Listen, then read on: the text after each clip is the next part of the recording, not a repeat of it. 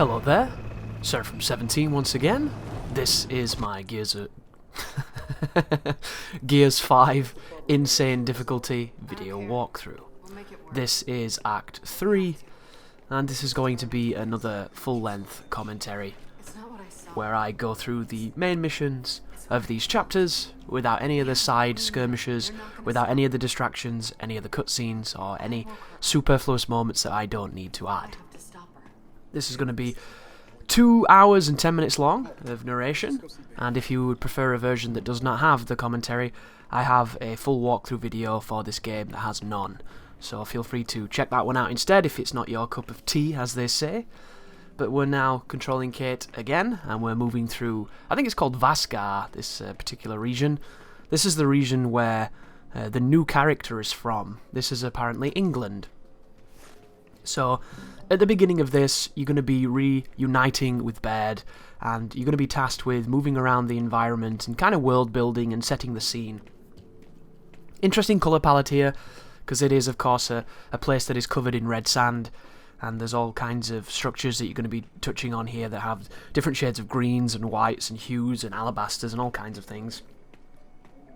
There's also going to be more skiffing, because it's going to be the second of the open world segments. But of course I'm going to be transitioning across those so that we don't waste too much time with them. There is a lot to do in those segments, a lot of places to visit and have those side missions take place, but in between those, all you do is drive.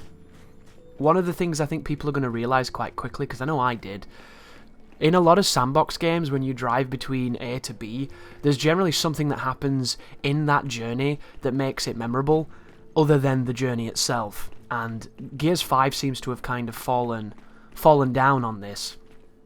Because unless you do these side missions, and unless you stumble upon those red cog omen signs that lead to a relic weapon, there's no conflict, there's no activities, there's no real things to help you out. And it would have been really nice if perhaps there was a way to do some kind of sundry activity to give you a passive benefit in an area, or to get rid of something that would have been a negative or something against you, some kind of oppressive feature that you could have got rid of. It would have been really cool if you could get rid of a bunch of like counterintelligence satellites that are blocking the hammer signal, so that you could use the old satellites that the UIR launched to use a very crude and prototype version of the Hammer of Dawn. Because I can't help but feel like the hammer could have done really, really well in some of these areas, because there's a couple of fights in this particular mission where you're not in the best position to handle some of the encounters, and they're always the ones that are the most tricky, because you don't feel like you can really play your game. You're forced to play the game the way the enemy wants to, and it never ends well. But most of this mission is inside buildings, UIR buildings, the Cosmodrome, and that other place that you go to where you assemble the missile. This is of course Paddock as well. He's a guy from Gears of War Judgment, an interesting character in that game. And I really, really like the rocks, the geometry in this level. This desert has got these really strange, crude, almost impressionist objects that are natural structures, but natural structures to a planet that is rather strange to us, because of course it's not Earth. And they give me that kind of strange, otherworldly feeling, that Lovecraftian, what could have made this, what darkness could be hidden beyond the pale kind of feelings, and I did really appreciate that. Something I'd like to talk about though, guys, which is quite interesting, but also I think a little bit unfair. There's a new Crow Cat video, Crow B Cat, I don't know how you say that guy's name. He makes really funny videos pointing out ironies and hypocrisy and things, and just mocking general gaming culture in a way that's necessary and needed, because there's a lot of people that are very eager to ignore a game's flaws and then just praise it, and then they wonder why games never get better, because you're essentially giving them a free pass to sell you broken games. Broken, empty, half-assed games. This is also the first level where you're going to get access to the Claw, which is a new weapon in this game, which I'm using right now. I'm going to talk about that later on. But that new video by that person is a comparison video between Gears of War 2 and Gears of War 5. and it's saying that Gears of War 5 lacks weight and it lacks urgency, and it's true, but Gears of War 4 also lacked those things. And I don't really understand the video too much because he's highlighting things that a lot of people I would think would already know, but I think what happens is people haven't played the old Gears trilogy in a decent amount of time, so they've forgotten just how detailed and just how impressive those games were. The first 3 Gears games were made by Epic. They were led by Cliff Bleszinski. Say what you want about Cliffy B, the guy knows game design, and the guy knows how to make something feel good. It might not have benefited him with things like Lawbreakers and his future after Epic, but Gears of War always felt good and was always fun, and it always had gameplay first.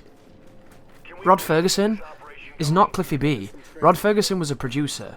Producers usually aren't the most creative people. They're the doers. They're the people who get shit done. They're the people who make sure things work and make sure everything is happening in the correct way that it should be. They're the people who hold the leash for the creatives who come up with the cool things that make the video games so very good. Rod Ferguson's input on this game, I'm almost certain, will always be cinematically. He is probably one of the arbiters of those moments that I've talked about where you're in a firefight or something's about to kick off and it's about to get really exciting, and then the game resolves it for you, and it's a nice power bro moment for your team, but you didn't do anything and it ruined the gameplay. Because Gears isn't about your team saving you the whole time. It's about standing off, standing your ground and gritting your teeth. And there's not a lot of that in this game. There's a lot of subverted expectations. So the difference between those two people helming the direction of this game shows in the game. And he was showing the difference between the brutal nature of the chainsaw. This firefight coming up, by the way, guys, this is a tricky one because you're in a really bad position.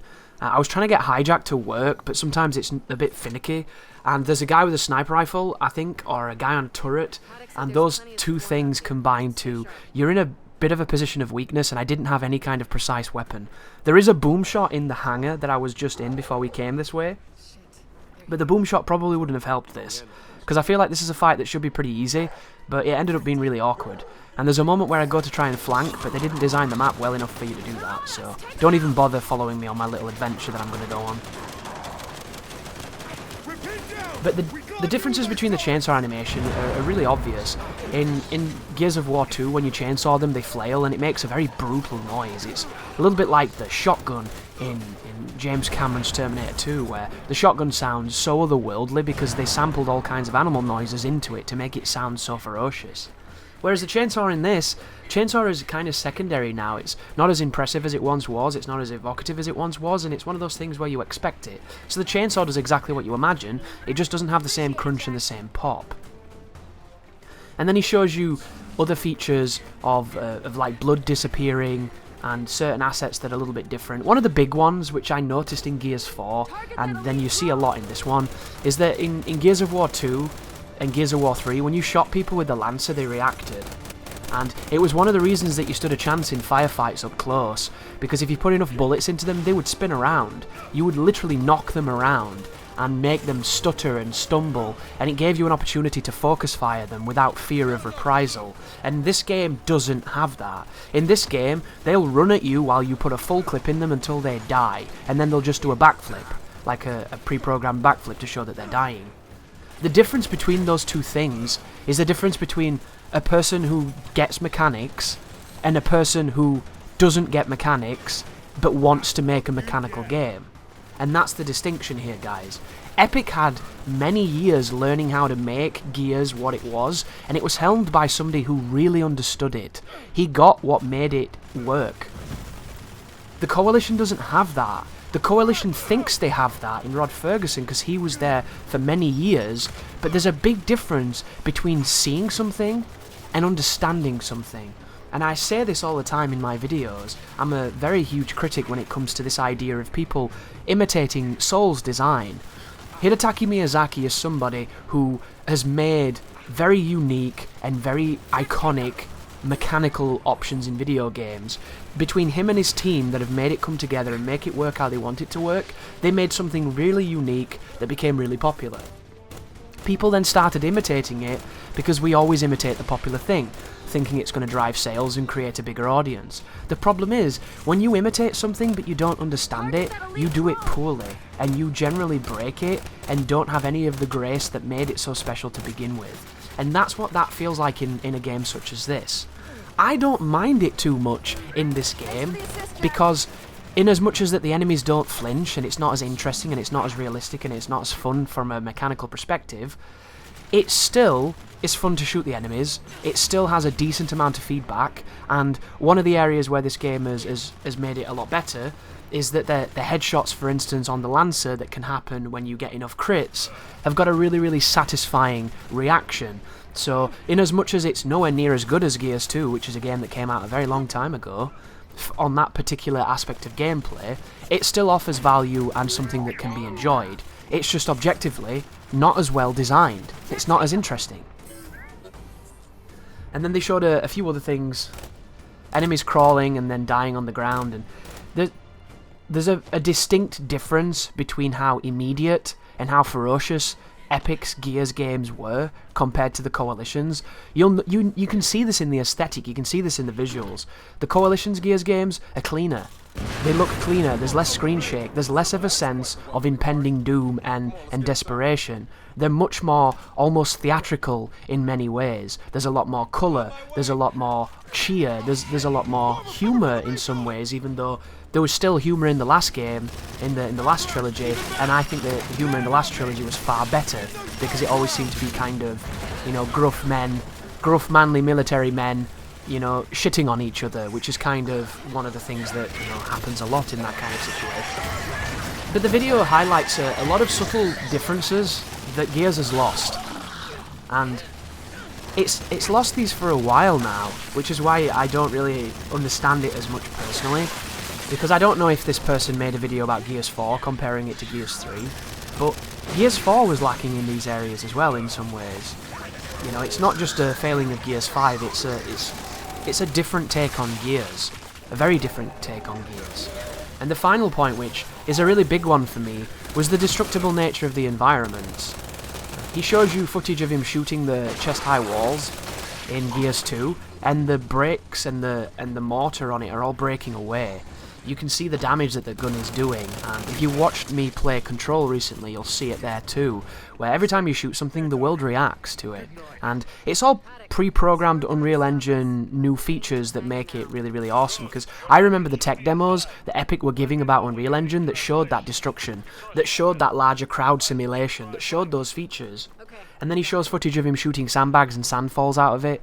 There's a lot of detail in that game, because what happened with essentially Gears on the Xbox 360 is they were getting new technologies, and the new technologies were pushing more detail and pushing new features. And these features, on their own, could have seemed almost gimmicky and unnecessary, but when you have such a solid foundation that Gears had, they were able to add it to it, and it elevated everything that made it good. It just brought everything up, and it was superb. And that, ladies and gentlemen, is the mother of all stutters. Did you see that? There's nothing happening right now. Nothing's happening, nothing's intensive, stuttering like a bitch. And I got a notification yesterday when I booted Gears 5 that says there is a known problem with your graphics card when running Gears of War 5s. Fives? I don't know why I said 5s, that sounded bizarre. 5. And it said please download the most up-to-date drivers, and I believe that there is a driver's just come out for my graphics card that I didn't have, and I'm hoping if I pick that one up, it's going to remedy that problem, because apparently there is going to be some patches for the game, but it might just be an incompatibility issue with the GTX 1070, and when I was playing the game, guys, to record this, it did not give me that message, so it seems like that message is something that they've added, or something that they've discovered after people have done enough problems and theory solving and everything. So, if you're using a GTX 1070 and you're not on the most up-to-date drivers, because the new driver came out, I think it was at the end of August, it was the 27th of August, and I must not have grabbed it. So, if you're having any problems, guys, check your drivers, it could help you out. But here is the central missile control. There's a Marxer in this room and some other elements. It has to be said, guys, I don't really like this act. And I'm trying my best not to just, like, bang on the game, because there's a lot of positivity around this game at the moment, but there's also a lot of negativity, and I feel like the negativity is all warranted, but it's all towards the performance, the bugs, and the issues. None of the negativity seems to be aimed at the game, and that's probably where my opinions slightly differ, because I feel like that this game has fucked a lot up, and I'm not talking about, you know, silly things like being able to break cover, which I would love to be able to do because I love destructible environments. But another thing I'd like to say here, this location, when you look out this window, is very impressive. It is a very large space. It's vaulted ceilings, it's huge, it's just a void of machinery and engineering, and it's a really, really cool environment to look at. It's just what you do in this area is just a little bit boring. You spend a lot of time like what's happening right now. I've not trimmed this out, guys. This is the type of stuff I've been trying to save you from with the edits, where you just don't do alt. You wait while people say things that don't affect the story, waiting for an arbitrary trigger to take place so that you can start doing something. And I'm an impatient guy. I have a terrible attention span. So this type of stuff for me is not why I play Gears. And all I want to do is open the fucking door and get to a fight. That's what I want to do. But the game is so deliberate in how it introduces everything that you're going to be waiting a while. And there's a good reason why this level is 2 hours and 10 minutes long. It's because it's bloated like a bitch. And I've tried to remove as much as that as possible. But I can't get away from the fact that you spend a lot of time doing this. And in Gears of War 2 and 3, you could tell dialogue like that to shut up. And it might exist in this game, but I've pressed almost every button on my keyboard and I still had to sit through it. So I don't know if it's masking loading, I don't know if it's just they think that conversation is imperative to understanding the narrative, even though the narrative is essentially Kate is having headaches, she's becoming one with the Locust in some bizarre way due to perhaps hereditary things, and then we'll forget all that and just focus on killing something that was a boss in Gears of War 2. So it doesn't make a lot of sense, in my opinion. But I'm coming over here to double check to make sure there's no ammo, and there isn't, so you don't have to do this. You can continue on, ladies and gentlemen. There's a couple of fights in this section that are very tricky. One of them I don't much enjoy because it seems luck-based, and it's the fight that's coming up in a moment on this particular gantry. So, Gears 5 does this thing where... Well, Gears does this, actually. This is a Gears thing. Whenever you're on an auto-scroller, whenever you're on some kind of piece of geometry that moves, and you cannot really do anything about your positioning other than move around a set piece of cover, you're always going to have a tougher time. Because you're closer to your team, so if anything fires at them, it can hit you by accident, especially explosives. And there's generally nowhere to run. One of the most powerful things you can do in any third-person shooter is go to a place where you feel safe. And when you're on a thing like this, when you're exposed and there's not that many areas where you can even think of being even remotely safe, it leads to scenarios of difficulty. And I'm going to trim out all the waiting on the gantries, guys, because it takes forever. It takes forever and nothing's happening. The whole time you're waiting for machines to do things, and it's realistic, and it's probably what this facility would be like if you worked in it. But guess what? I don't play games to simulate being in a fucking factory.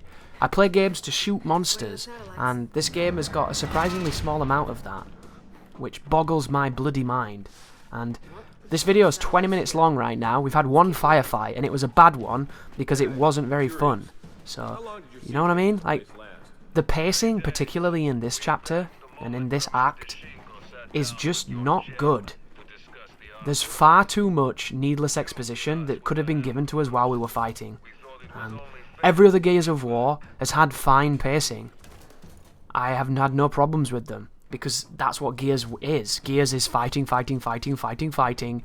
Something interesting gets revealed. Something emotional happens. You'll have a spooky moment. And then fighting, fighting, fighting, fighting, fighting. Especially when there's all this new technology. Because the one thing this game does that Gears of War 2 could never do is look at the tech. Like, look at how beautiful this game is. This game is running on modern technologies. This is so cool in the grand scheme of things. But if your gameplay doesn't use anything ambitious or doesn't use all this power to make it interesting, then what's the point? By the way, do you see that orange thing to the right? If you shoot that, it will freeze them. It is a cryo tube of some sort.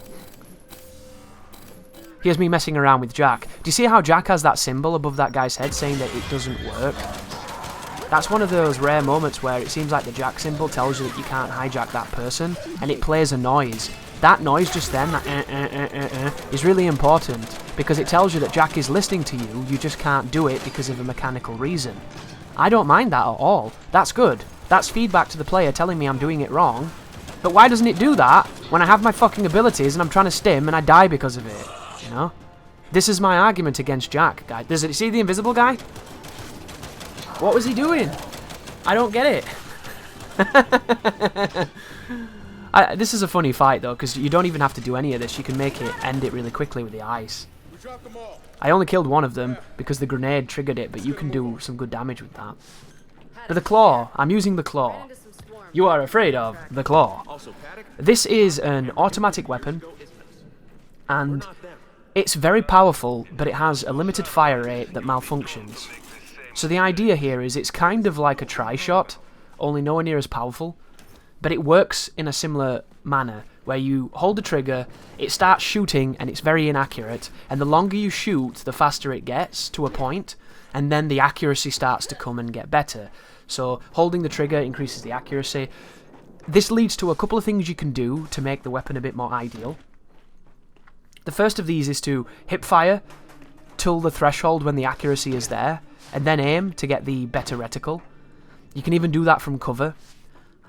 It's not something I've practiced with too much. I don't know if the reticle will betray you and that won't work, but it's the idea of shooting from safety when you're not accurate, and then using the fact you're already firing to get immediate accuracy. That's something that I would definitely check out, but I haven't used it enough. The second thing I know about the claw is if you hold the trigger and it starts shooting, if it starts malfunctioning, if you tap the trigger, you can fire it surprisingly quickly with almost no penalty, and then it'll go past its cooldown, and then you can hold the trigger again and it'll fire normally. So all I do when I use this gun at this moment is I hold the trigger until it starts to stutter, then I tap the trigger really quickly, and then after a second or two I hold the trigger again, and it's almost like perpetual fire. So one of the big weaknesses of the claw can be overcome with some feathering the trigger and some rapid trigger tapping. But I'm not going to carry it too long, guys, because if I can pick up a long shot, the long shot's just better. And here's the cryo gun. This is another new weapon. A weapon that is essentially like a flamethrower, but instead of burning people, it freezes them. This weapon can freeze enemies, and then you can go up to them and kick them and break them, which is really strong. Your team can shoot them and break them, but they oftentimes seem not to. This fight coming up is really tricky as well. So this fight is hard because you're in a terrible position. At the start here, you're on the ground, your visibility is limited, there are locusts in front of you, there are locusts from the sides, there are locusts on the balcony. Those guys on the balconies have sniper rifles, the guys on the ground every so often will turn up with shotguns because they are grenadiers, and they can throw grenades too. I tried a couple of methods of climbing up onto the balcony and being aggressive here, but every time I did that I ended up getting killed by a random grenade. So, for the purposes of making the safest strategy for people to emulate, I decided to stay in this doorway, because the only threat in this doorway is to get hit by snipers, to get hit by a wayward grenade, and to get rushed by the shotgunners. And what happens is, this is a long encounter that's drawn out, and it's not fun. It's not particularly that fun. If you'd have started this room on a balcony on their level and you could have gone down if you wanted to, this would be a much better encounter. But as it stands, you have to put yourself into a position of vulnerability to get higher, and then when you're up there, you can get flanked. So, to me, the smarter choice is to just play the war of attrition, hit them from a distance, and there's a bunch of marksers knocking around, and as much as I don't like that gun, it's definitely worthwhile, because it's going to help you. But this is an elite grenadier with an overkill.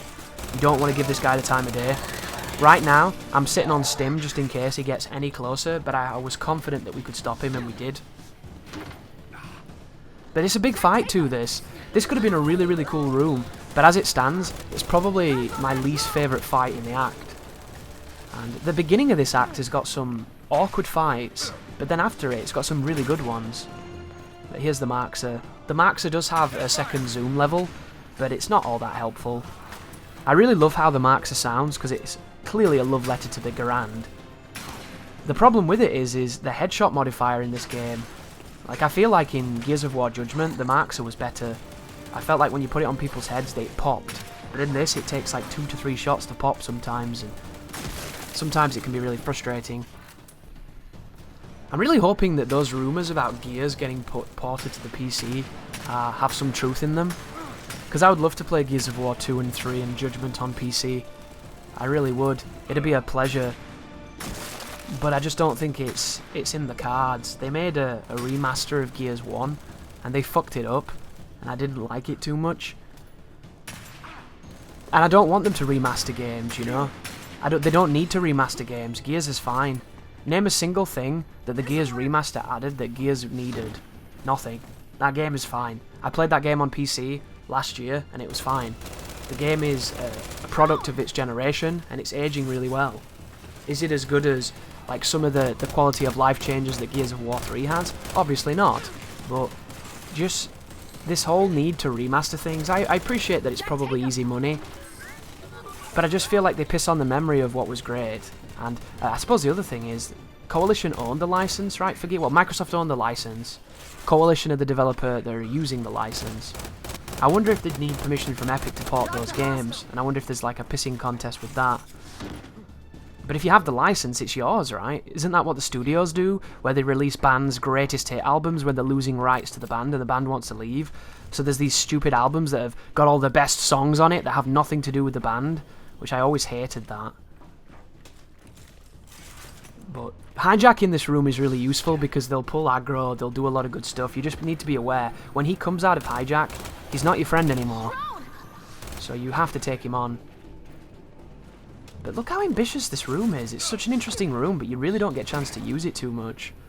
Of course, if you're super aggressive, you will. If you're pushing in there and doing some high-flying strategies, then maybe you'll get an opportunity to see how this fight can really be, but... do you notice what's above as well? You'll notice there's those nitrogen canisters above as well. Those can definitely help in this fight, but from where I was in my position, you couldn't really see them. So it's one of those things where you can't really do much with them. But do you see these? See that thing above me? If anybody's on that particular area and you hit that, you'll freeze them. So there's lots of instances of that too, where there are passive abilities to break enemies and to hurt them with environmentals, and I really like that. It reminds me of those conspicuously placed white barrels in Gears 1, which you use to get through the krill. But there's interesting cover here too. You'd think most of this would be panelled like this section is, but there's a lot of areas that don't have any panels, and the problem when they don't have any panels is you can't go into cover on them. So right now, I can't go into cover on this. But someone comes through this doorway, and they have...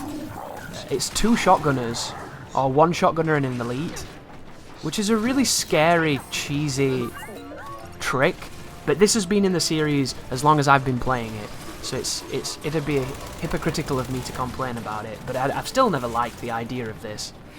Because Gears used to do this when you didn't have a checkpoint. So you'd go to a doorway, and then you'd get harassed by people. But the hijack is so strong here, that it just makes it very simple. And I'm going to use hijack a decent amount, but it's one of those things where it's so strong I probably shouldn't. And I really like Flash anyway. Flash is my baby. Flash and Stim is the setup I would take into a battle, because it's the setup that works the best for me. Oh, and then we have one of the hardest fights in the game coming up. So what an interesting gauntlet this has been. One of the most unusual and awkward fights, then followed by an encounter that is short but intense. So depending on how good you can hijack a guy in the fight coming up will depend on how tough the first phase of this is. Usually, if you get good luck and hijack the correct person and he does something, you can kill all the juvies and all the drones in time for the Warden to spawn with the turret. You don't have to leave the turret. If this goes wrong, you'll have to leave the turret. I'm going to have to leave the turret because this goes wrong. But here's how this works, guys. I'm going to use the turret for as long as I can, and then when I get overwhelmed, I'm going to run into a corridor to my left. The corridor on my left has one entrance, it has two sets of sandbags, and it has a mulcher at the back. So on top of the tools that I already have, the mulcher I already have, and the ability to put my back against another wall, it's going to be my fallback plan. And what will happen is your team will attack the Warden. I'm going to attack the Warden as well. When he starts getting close, the Warden usually has to mantle before he can do any of his shenanigans. So I'm going to use that as an opportunity to run past him, and then run all the way back to where we came from. And then he has to cover an immense amount of distance to get to me, and in that time I can flash him, I can shoot him, I can hopefully kill him. But try to keep on top of this, guys. The turret in this game does not feel as powerful as I would have liked. If you compare this to a Troika from the old days, this thing's a piece of shit, and it makes this way harder than it needs to be. The good news is, do you see what I did just then? You can come out of ADSing, hit the stim, and get your HP back, and give yourself some armor. which is really cool. So the only problem with that strategy is when Jack doesn't listen. But if he listens like he did then, it's awesome. But here comes the Warden, and I didn't think that this was going to work like this. Apparently this was a better attempt than I remembered. But this is where it gets scary anyhow. So I take his helmet off with the turret. He's then going to move towards that guy. I throw some grenades at him. And you need to be careful with these grenades as well, because it's easy to die to your own grenades. And then here is my fallback plan.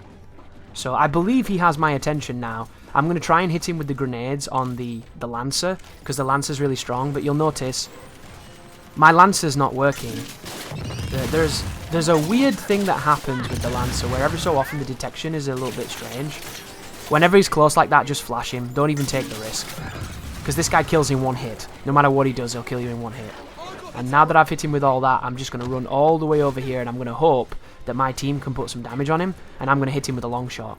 The long shot's the best damage I've got. His head is vulnerable, but this is where things get a little scary, because he's going to start running. And you want to make sure that there's always a piece of cover in front of you so that he can't do any shenanigans. And hopefully your team helps, and hopefully Jack helps. But this guy takes a pounding. And if you die, you have to start from the very beginning of the turret section. That is a very challenging moment, but it's fair. It's a really fair sequence. It's intimidating, it's overwhelming, but if you do it correctly, you should be okay. And my turret section was exactly how I wanted it to go. I thought my turret section went way worse than that, but it didn't. It went okay. I mean, you could, if you can distract that Warden and take his helmet off and then maybe hijack him or something, maybe you could just shoot him in the face and kill him before he recovers with the turret. Like, using the turret is really good against him, but if you stay on that turret, he's just going to take you out. Because he doesn't give a shit. He's a nasty man. But because there were a couple of hunters, it means we now get access to a torque bow. The torque bow is one of my favourite weapons in Gears. It has the ability to headshot heavy enemies, which is so useful, and I can't not tell you to grab it, because it's just going to make your life a lot easier.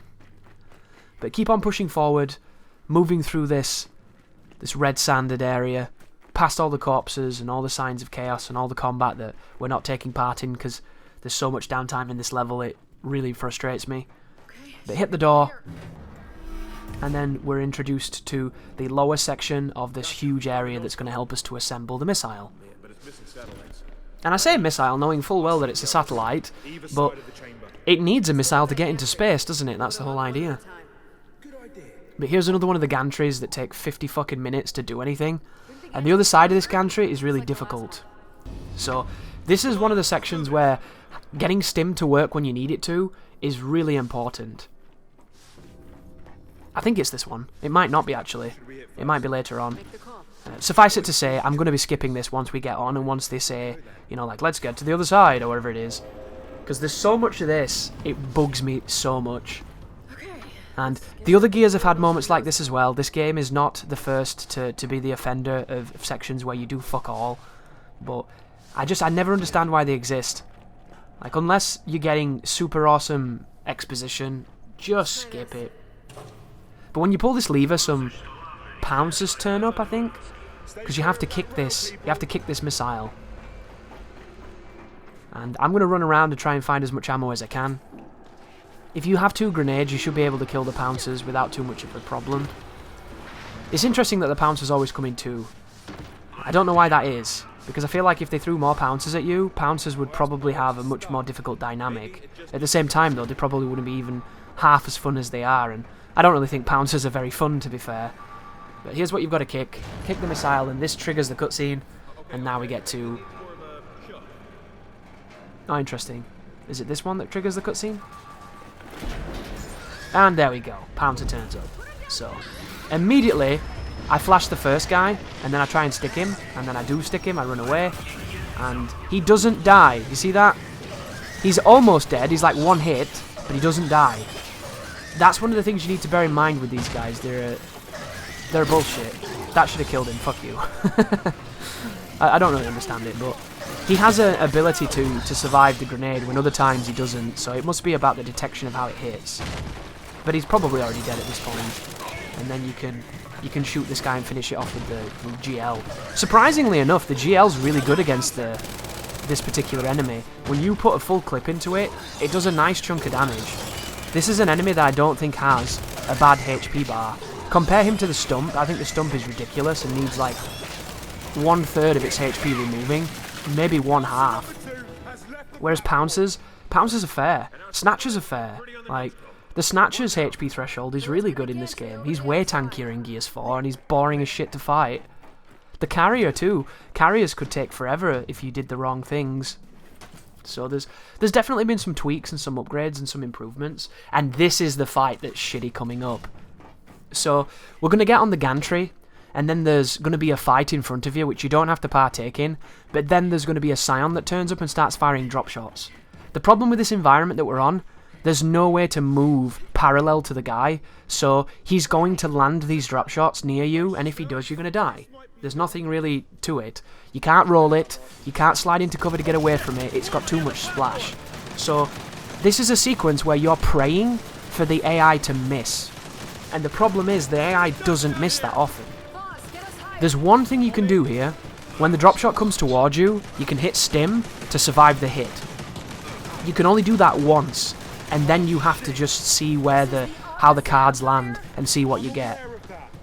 I'm not going to use the mulcher too much here because I'm already assuming I'm going to fail because he turns up now. As this starts to move to the right, he comes from behind that middle post on the back wall. Do you see that? He's turning up then. I've tried to headshot this guy with the torque bow as he spawns, but the shot is so awkward before the Bastion helps him out. And here we go. He missed. First shot missed. Good sign. He undercut it.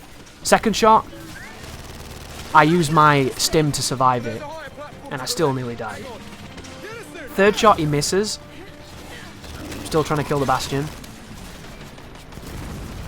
Fourth shot, he prematurely explodes for some reason. And now, we're moving. And when we're moving, he has a harder time hitting us. If you can get to this point here, guys, you've pretty much done this sequence. Because he cannot preempt the platform because it's moving. This looks easy, and it looks like nothing. That was a mistake. Did you see that? That's what happens when you release both triggers at the same time, instead of releasing shoot and then aim. There is a piece of weird programming that's cock-blocking you from releasing the torque bow the way that I used to do it. And you're going to see me fuck this up a lot. Because you can't turn off over 10 years worth of muscle memory. It takes a long time. But the section you just witnessed, guys, looked effortless, didn't it? I just sat there, I didn't do anything, the guy missed, I used a stim, and then we did it. I died there like 10 times, because he killed me 10 times. It was not fun. His aim is so good, there's times when he kills you on the first hit. I've had times where he's killed me on the first hit because the stim didn't come out. I've had all kinds of weird things. I tried to dodge it, I tried to slide away from it. At the end of the day, it's up to him. Don't feel bad about dying there. You might not die there once, you might get really, really good luck. But when you're up here, there's no reason to die now. This is all on you. If you die up here, it's your fault. And I like this fight because we're in the high ground.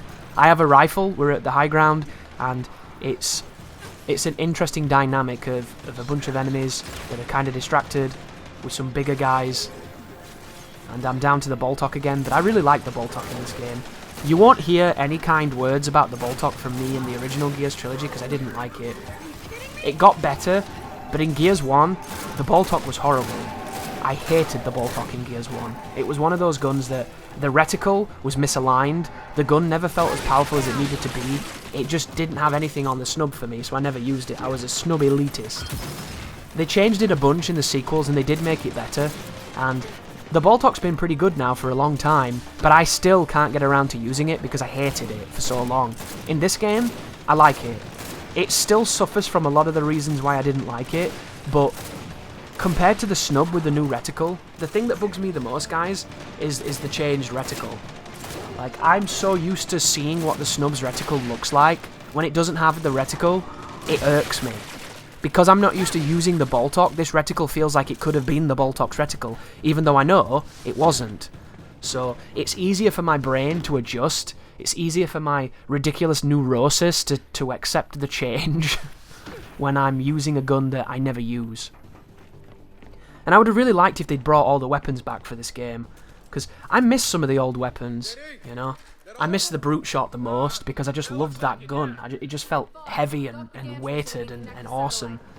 I miss the Gorgon, even though it was one of those pistols I never used. because I never thought it was all that good. And then they changed it, didn't it? It used to be burst fire, then it was like automatic, and like they were always changing things like that. I miss the ink grenades. You know, there's so many interesting tools that they introduced that I miss the one shot. Does anybody remember that bad boy? God, the one shot was cool. That's how you should be killing swarm acts, with the fucking one shot, blasting their limbs off and stuff. I always felt that. Do you remember in Gears 2? By the way, guys, this is a swarm. If you wait for them to jump it, you can kick them away. You already know how I feel about this enemy. This particular closet that I'm in right now, the swarm can come in here, the flock, sorry, but it doesn't seem to do much. Because this enemy, I don't know if it's bugged and not working as intended, or if they've just designed, like, the most friendly enemy I've ever fought. Like, look at this! I should be dead! Why am I not dead? It just doesn't make sense. Do you remember when enemies got close to you in Gears 2, Gears 3, even Gears 4? You're fucking dead! You are dead! They can't be that close. It's such a friendly enemy. It's a frenemy, dude. I don't get it, and it makes me sad because I like it, but it's just not very effective. It's like fucking Metapod, right? Poor Metapod. No one likes Metapod because he just looks like a weird thing that doesn't do much. He stiffens, and if you name him Penis, it's really funny when you fight with him in Pokemon. But other than that, he's crap. He's just a crappy green thing. It's not his fault. It's Nintendo's fault for making him a crappy green thing.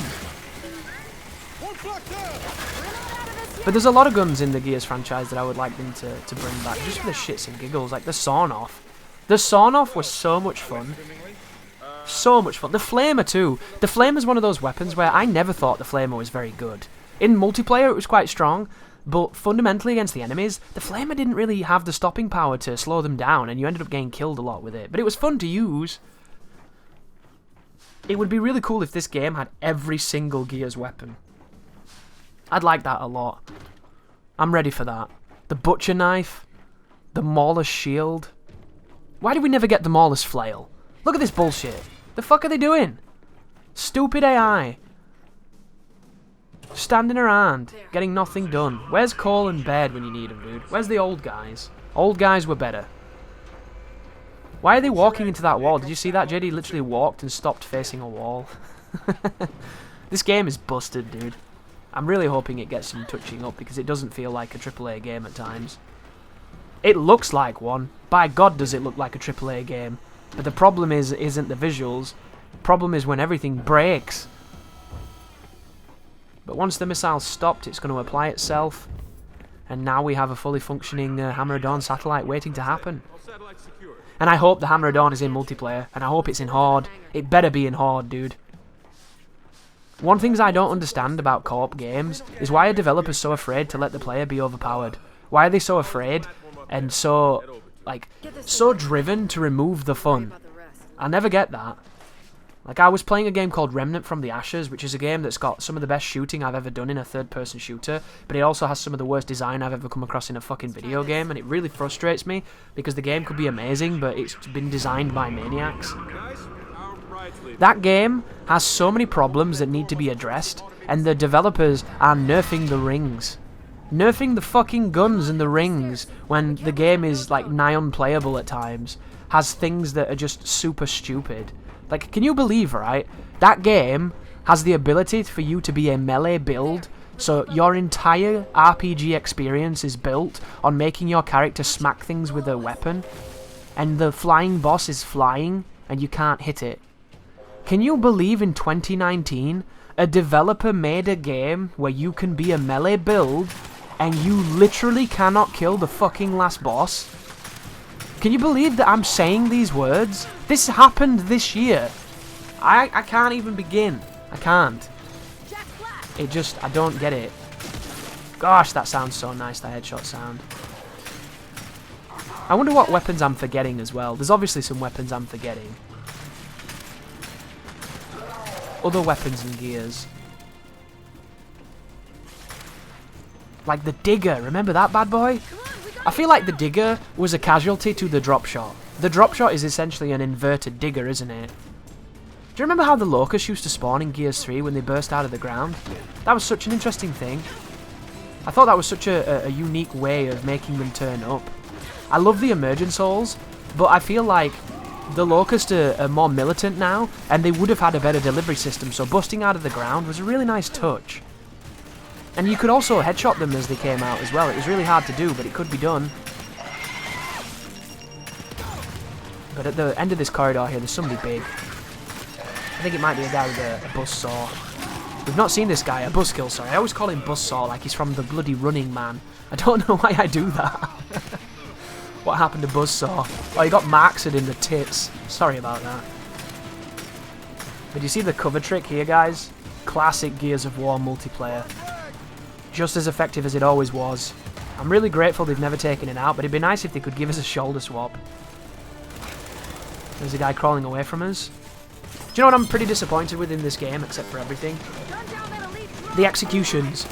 I don't know if you have to unlock them in loot boxes or some bullshit, but Gears always had a fresh suite of executions with each new game, so that you were always excited to see what would happen when an enemy was downed, and you could go over to them and jack them up. This game didn't have that for me. This guy's on my cover as well, and he's being really frustrating, and he won't move. And I don't really understand the programming that makes the AI stick so close to you as a player. I'd love to understand the programming of the AI, why they do that. Why are they obsessed with sitting in cover near you? There are 3 times in this game where I needed to go in cover quickly, where my AI buddy took the cover and I died. That's not as often as it happened in Gears of War 4, but it's still too often in my opinion. Ooh, there's the flashbang too. That's a really interesting one. The flashbang in this game is absolutely atrocious. It's terrifying, it's amazing, it's a nightmare, it needs to be nerfed and removed. So, when you get hit by a flashbang, not only do you get completely blinded by crazy looking emulsion light, but you can't shoot. And I don't understand that. Even in Call of Duty when you get flashed, you can shoot. In this game, you can't. So if somebody flashes you and they're close, you're dead. And it seems like such a broken thing. In the multiplayer, I can't imagine the flashbang being anything other than absolutely a nightmare to come up against. Remember Gears 2 when it launched, when you threw a smoke grenade that everyone starts with and it knocked people down? And when you were knocked down, you had no control over your character and people came up to you and shotgunned you on the ground? I will never forget that experience. That experience was so cancer, the devs changed it. The devs literally changed how the grenades worked, because they had no idea what they'd done. The repercussions of their actions were so much grander than they ever envisioned. It was a goddamn vision of hell the whole time. And it was really funny, because it looked stupid, but from a gameplay perspective, it might as well have been the 2-piece from Gears 1 that they tried so hard to remove. Which if you weren't there at the beginning, if you punched people in Gears, there was a very big recoil that they did where they would get stunned for a bunch of seconds before they could even move, and in the time it took them to recover, if you shot them with the shotgun, you would kill them. So people would literally start gunfights by punching and then killing you with a shotgun, and it was a guaranteed one-tap, because you were already damaged, so you didn't have to worry about random spread or host advantage. It was really dirty, and it's something that you can't do in the campaign, which I always hated. And it brings me back to the grievance that I've always had with Gears, which is we should be able to use the Nasher the same way it is in multiplayer, because the Nasher should be good. And my biggest fear with Horde, now that there's no scout, is that the shotgun is going to be worthless in Horde, and I'm never going to be able to use it. Because one of my favourite things about Gears is using the mobility and using the Nasher. It's what makes the multiplayer really fun. But I've not really played the multiplayer in a long time, so I've kind of lost the luster to care for it, but I still enjoy the mechanics of it. So Horde is a great opportunity to try those mechanics and play that way without the kind of the strenuousness of having to fight other humans and coming against people who are actually good at the game, which is really rare sometimes in Gears, unless you do the skill-based matchmaking. Because I was watching good old Darkside Phil play the arcade mode the other day. Arcade mode in this game looks like a really good idea for new players, because it pretty much eliminates the shotgun, and the shotgun's the thing that the new players can't keep up with, because the shotgun it's like rolling a dice every time you try to bloody use it. It's one of those things where they've tried for years to make the Nasher more consistent and more balanced, and all they seem to have done is made it more inconsistent and more unbalanced. But here's a carrier with a bunch of Jubies. The carrier is going to fire cankers at you. You don't want to get hit by them, they do too much damage. And I have no idea how I lived then. Usually that would kill you instantly. That would be end of the world. But I got very lucky. Above here on the bridge there are some fire vents that you can use to shoot the boss.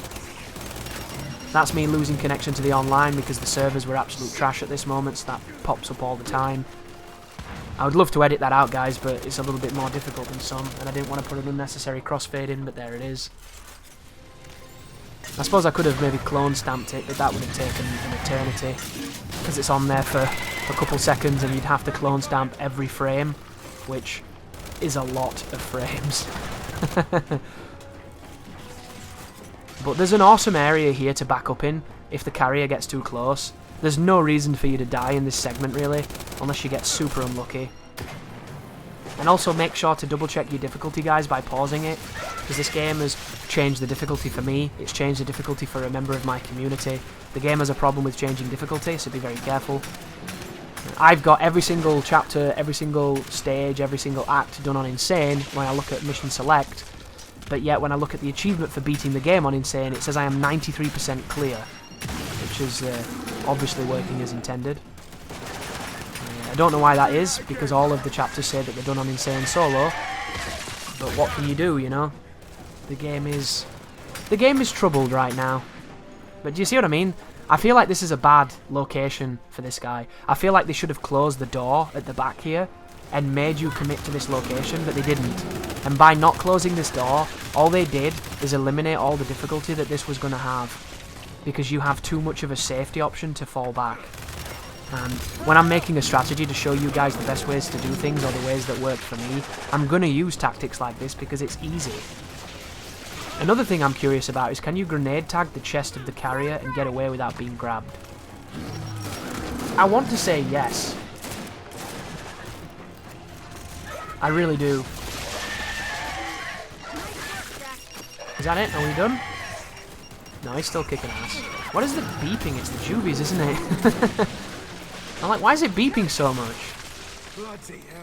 But there you go. Faz goes down at the end of the fight. I try to finish him off because he's annoying. And now we can move on to the next encounter. We're coming up on nearly halfway through this level. I don't know, guys. What do you think about Act 3? I think there's some good fights here. I think there's some good ideas here. I just think the whole thing is kind of squandered with far too much downtime. And some of the encounter design is a little bit unconventional to the point of being not really that Gears of War-like. There are a couple fights coming up that are very Gears of War 4-like, and I love this sand effect. You see how we're moving through the sand and we're affecting we're displacing the sand in a realistic fashion? It looks absolutely superb. I always remember seeing, I think it was Virtua Fighter 4, which was one of the first games I saw that did that, and it blew me away. And I literally played the demo, and all I did was walk around the environment trying to mess with the snow. And that might sound kind of weird, but when you see new technology like that, it blows you away. It's just so interesting. It's one of those details that's really, really, really fascinating to me, and I love the fact that they've gone so deep with it. The tech has got so good now, and it would have been nice if the sand would have played more of a part in this level. Because if you remember in Spec Ops The Line, which is a third-person shooter that doesn't get the credit it deserves, it's a flawed game, and a game that has a lot of problems, but it's a game that had a lot of good things too, a lot of qualities. There were a lot of opportunities in that game where the sand affected the gameplay and the firefights, and I think that this level could have definitely dealt with that. I think it could also have benefited from being a little bit less conventional in some manners. How many times have we been on these gantries and we've just like waited to get to another section and we've got to another section? Why don't they ever break? Why don't we ever get ambushed? Why doesn't anything go wrong in ways that you're not expecting it to go wrong in unorthodox moments? I'm not asking for Uncharted or Tomb Raider where every single thing you touch breaks and it turns into a completely different thing. But a little bit of that would have definitely spiced up this sequence, because this sequence, it reminds me of the dam in Gears 4, and the dam in Gears 4 is the most boring part of the game. And it didn't have to be, because it should have been really fascinating and really cool, but it wasn't. And we're back in this room now, guys, because we're actually leaving this location.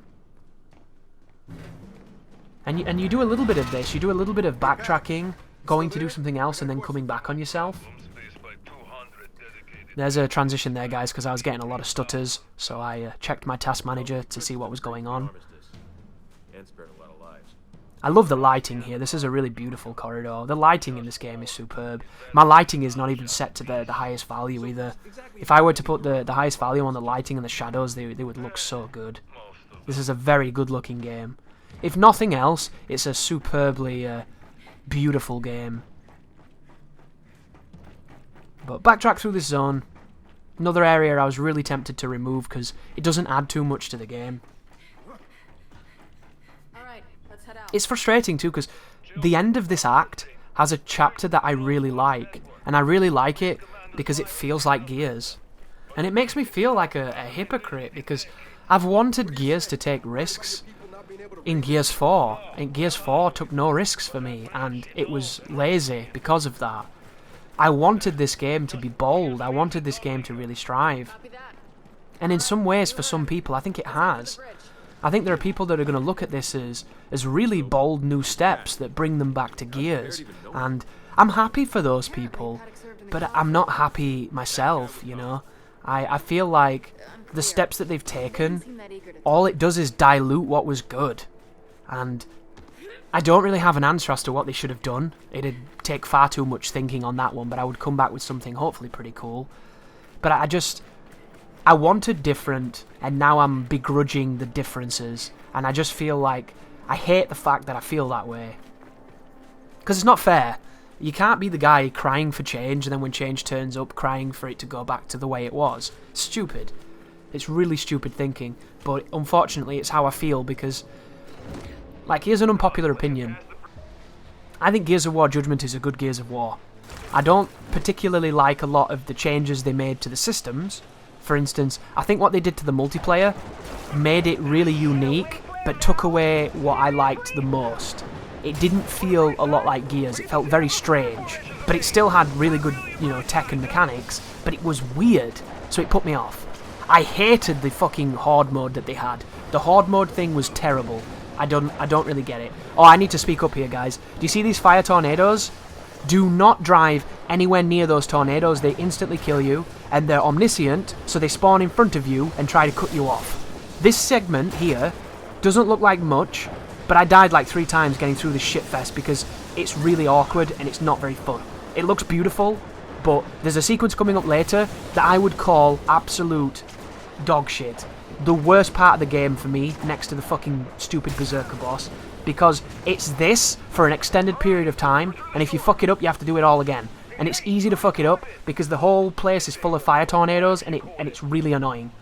It's not fun, and I wondered to myself, how can they make wind flares more annoying than they were in 4? And then this game knocked it out of the park. This game made wind flares the worst thing ever invented. The wind flares are adaptability in Dark Souls 2. That's what they are. Everybody loves them. But Judgment, the Horde mode thing was trash, didn't like it. Didn't like the Overwatch mode or whatever that was called. I didn't like any of that. But you know the campaign? If you look at Judgment, as every mission in Judgment is like a bonus mission in another Gears of War, then the game is fine. If you look at it, at the components of what it is, a bunch of interconnected activities to do, just these standalone missions to try out, it's amazing because it's combat. It's pure combat. It's what I love about Gears. And it's also very hard. That is one of the hardest Gears of War because you can do declassified, you can do the stars and everything. That game is really demanding. It's got some tough sequences.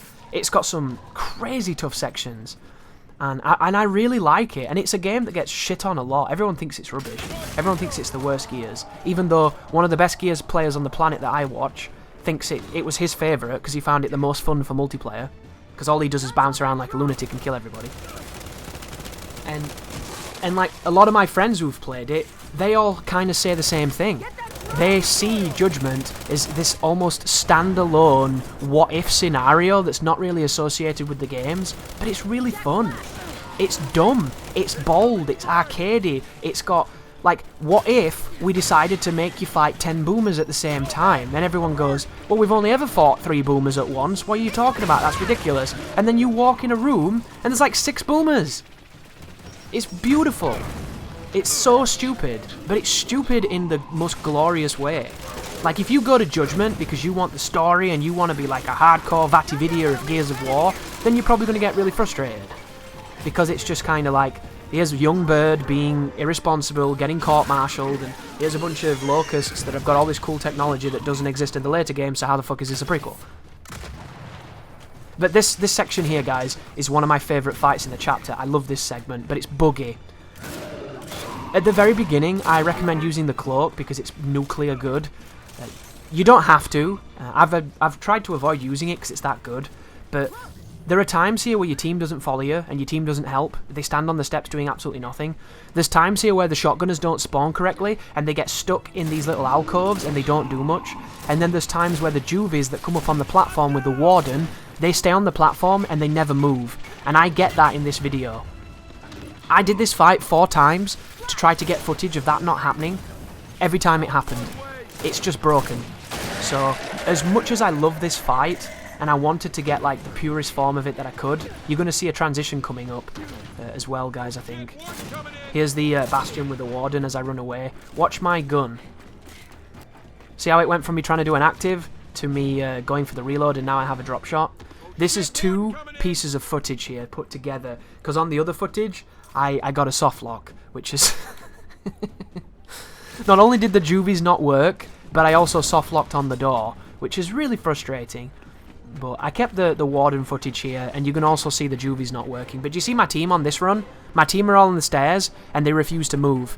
Every member of my team did not help me fight at all on this particular attempt afterwards, which is the reason why I didn't put it in the guide, because it was just me facing all the glitches, all the bugs, and I don't really want to show that off, because the game's better than that. It's just, sometimes it's really bad. But you need to kill the Bastion, and when the Warden gets close, you want to pop stim, and you want to run past him, and go to where he came from. It's the best way to do this. At this moment on this run, I don't have the best ammo, I don't have the best weapon ensemble, so I don't really have too much tools for this guy. And he's really hard to headshot kill. Like, I've put boom shots on his face, and I don't even know if he's susceptible to it. There was me flashing him with Jack. I love doing that. Watch this as well. I commit to this. I've got no bullets now. I've got 1 Boltok round. And then I think Jack kills him, or one of my... That might have been Faz who killed him. But there you go. But if you look when I move forward here, you'll see that all the juvies are stood on the platform that he came on, and none of them followed. It wouldn't make a difference if they did, because you'd just kill the juvies and then kill the Warden. It's not too bad. But the problem is it shouldn't happen, you know? That's the issue. And it just makes the game look graceless and ugly, when it's not. You know, it's a good game, it's just got a lot of problems. Look at the sand. Oh my goodness, the sand is so good. I love the sand. It's a strange thing to get so excited about, but I'm telling you guys, it's enough. There's a mark, so they're probably going to use that. But if you come over to this platform, you can see them. See them? Juvies aren't meant to do this. This is not what juvies do. I hope they can fix some of this stuff. But that's the end of the fight. I love that fight. It's a great one. That's easily the best fight on the level so far. By a large margin. It's a really strong one. I do like the one once you get off the gantry after the drop shotter stops being a dickhead. That one's fun as well. But this one is just... It's equal.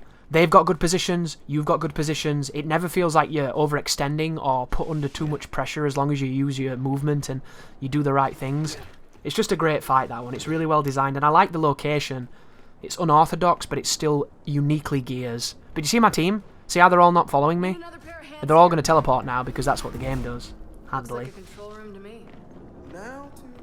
But the game does that all the time.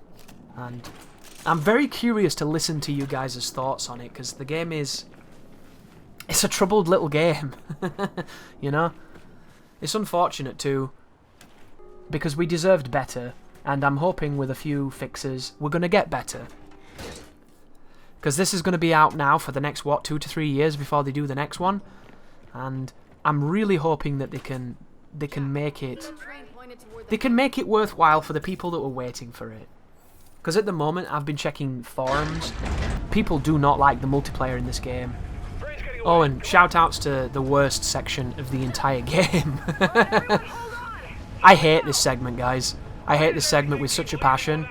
I would delete it, remove it, and nothing would be lost because there's no quality to be found here. It's just shit.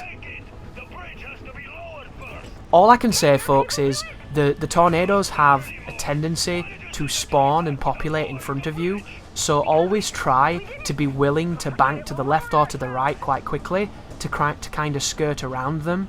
But other than that, you're going to die a few times here because it sometimes can feel like it's unavoidable.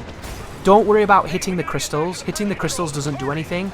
I thought if you hit the crystals you'd die as well at first, and it's just not the case. It's the tornadoes. The tornadoes are the guys who are going to be the problem, and they're so good at spawning at just the right time to fuck you over. So Godspeed, good luck, and I hope you don't die like 25 times like I did, because I got very unlucky with this segment and I got really frustrated, and the more frustrated I got, the worse I did. So be very careful. But yeah, the forums, man. People are saying it's the worst multiplayer Gears has ever done. People say that it has the worst maps. There's not a single good map in the game. They've made the guns, the shotgun is the most inconsistent it's ever been. Like, the campaign is super buggy. People are saying that horde mode is garbage because you can only pick one character, and if someone else picks that character, you have to play someone else. Like, it has all these problems that you're not used to seeing in AAA games, and everyone is complaining about it. Which I find to be quite interesting, because if you go over to Reddit, everyone is sucking this game's dick, and most of the people that are complimenting it over on Reddit haven't even played it yet, which I find to be really funny. Because don't get me wrong, guys, if you like this game, that's awesome. I like this game too. But to be complimenting it and defending it on Reddit when you haven't even played it seems kind of stupid. Like, judging a game by what you've seen rather than what you've experienced is completely pointless. I mean, you're never going to have the amount of credibility you need to understand whether or not what you're saying is true. Like, I wouldn't say half the shit I've said in this video if I'd not bloody played this game. You know? I've put like 25 hours into this campaign. That's more than some people will play this game. And it's just because the campaign is really long and I've played it twice. The first time took me forever with the cutscenes. It was like a 14-hour experience. 14-hour Gears campaign is crazy. Oh, by the way, guys, you have to rush here. If you don't do this segment quickly, you'll fail. I failed this segment my first attempt because I didn't have enough time to shoot that bridge. So make sure you do this as quick as possible, and then once you've blown the bridge, a bunch of jubies are going to turn up. But there's no real combat sections in this moment that are all that difficult or demanding. This is just kind of standard Gears, and it's pretty fun. I was thinking the other night as well about the smaller enemies in Gears that turn up to kind of be popcorn enemies that you can just shoot that put pressure on you. I forget to mention the polyps out of Gears of War 3. Those were a new enemy, and those were an interesting one because they were dangerous. And the stems as well. The stems were a really interesting way of introducing enemies, because it enabled you to get rid of enemies by intelligently attacking the stems, and I thought that was really clever. This game doesn't seem to have that kind of eye for design. They haven't really gone with an idea of, here is a spawn generator, and here is a way to stop the spawn from being as aggressive and as numerous as it can be. Gears 1 really leaned on that because the emergence holes were kind of core to the gameplay experience.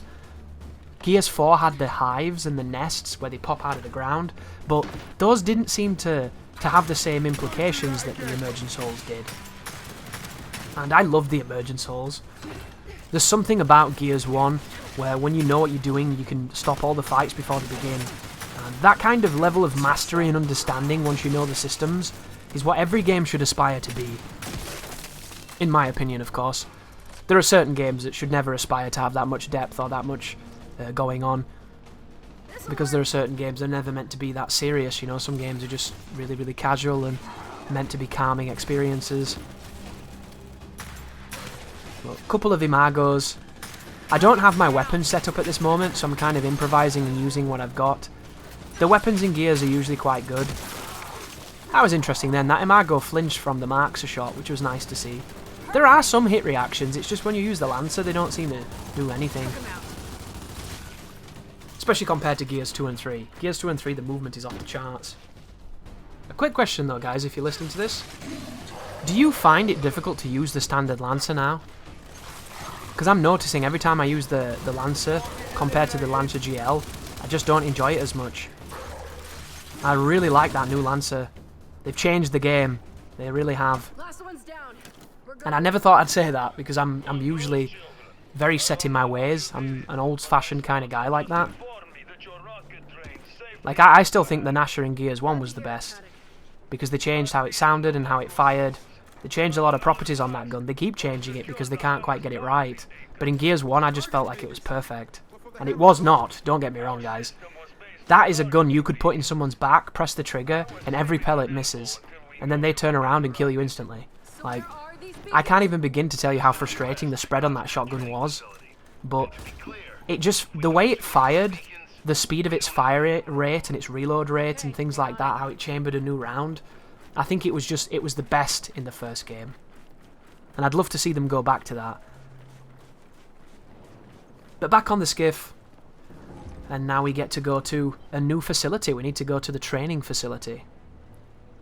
So I'm going to reverse this bad boy, and you're going to see a transition, and then we're going to be arriving at our new location, which is just over here.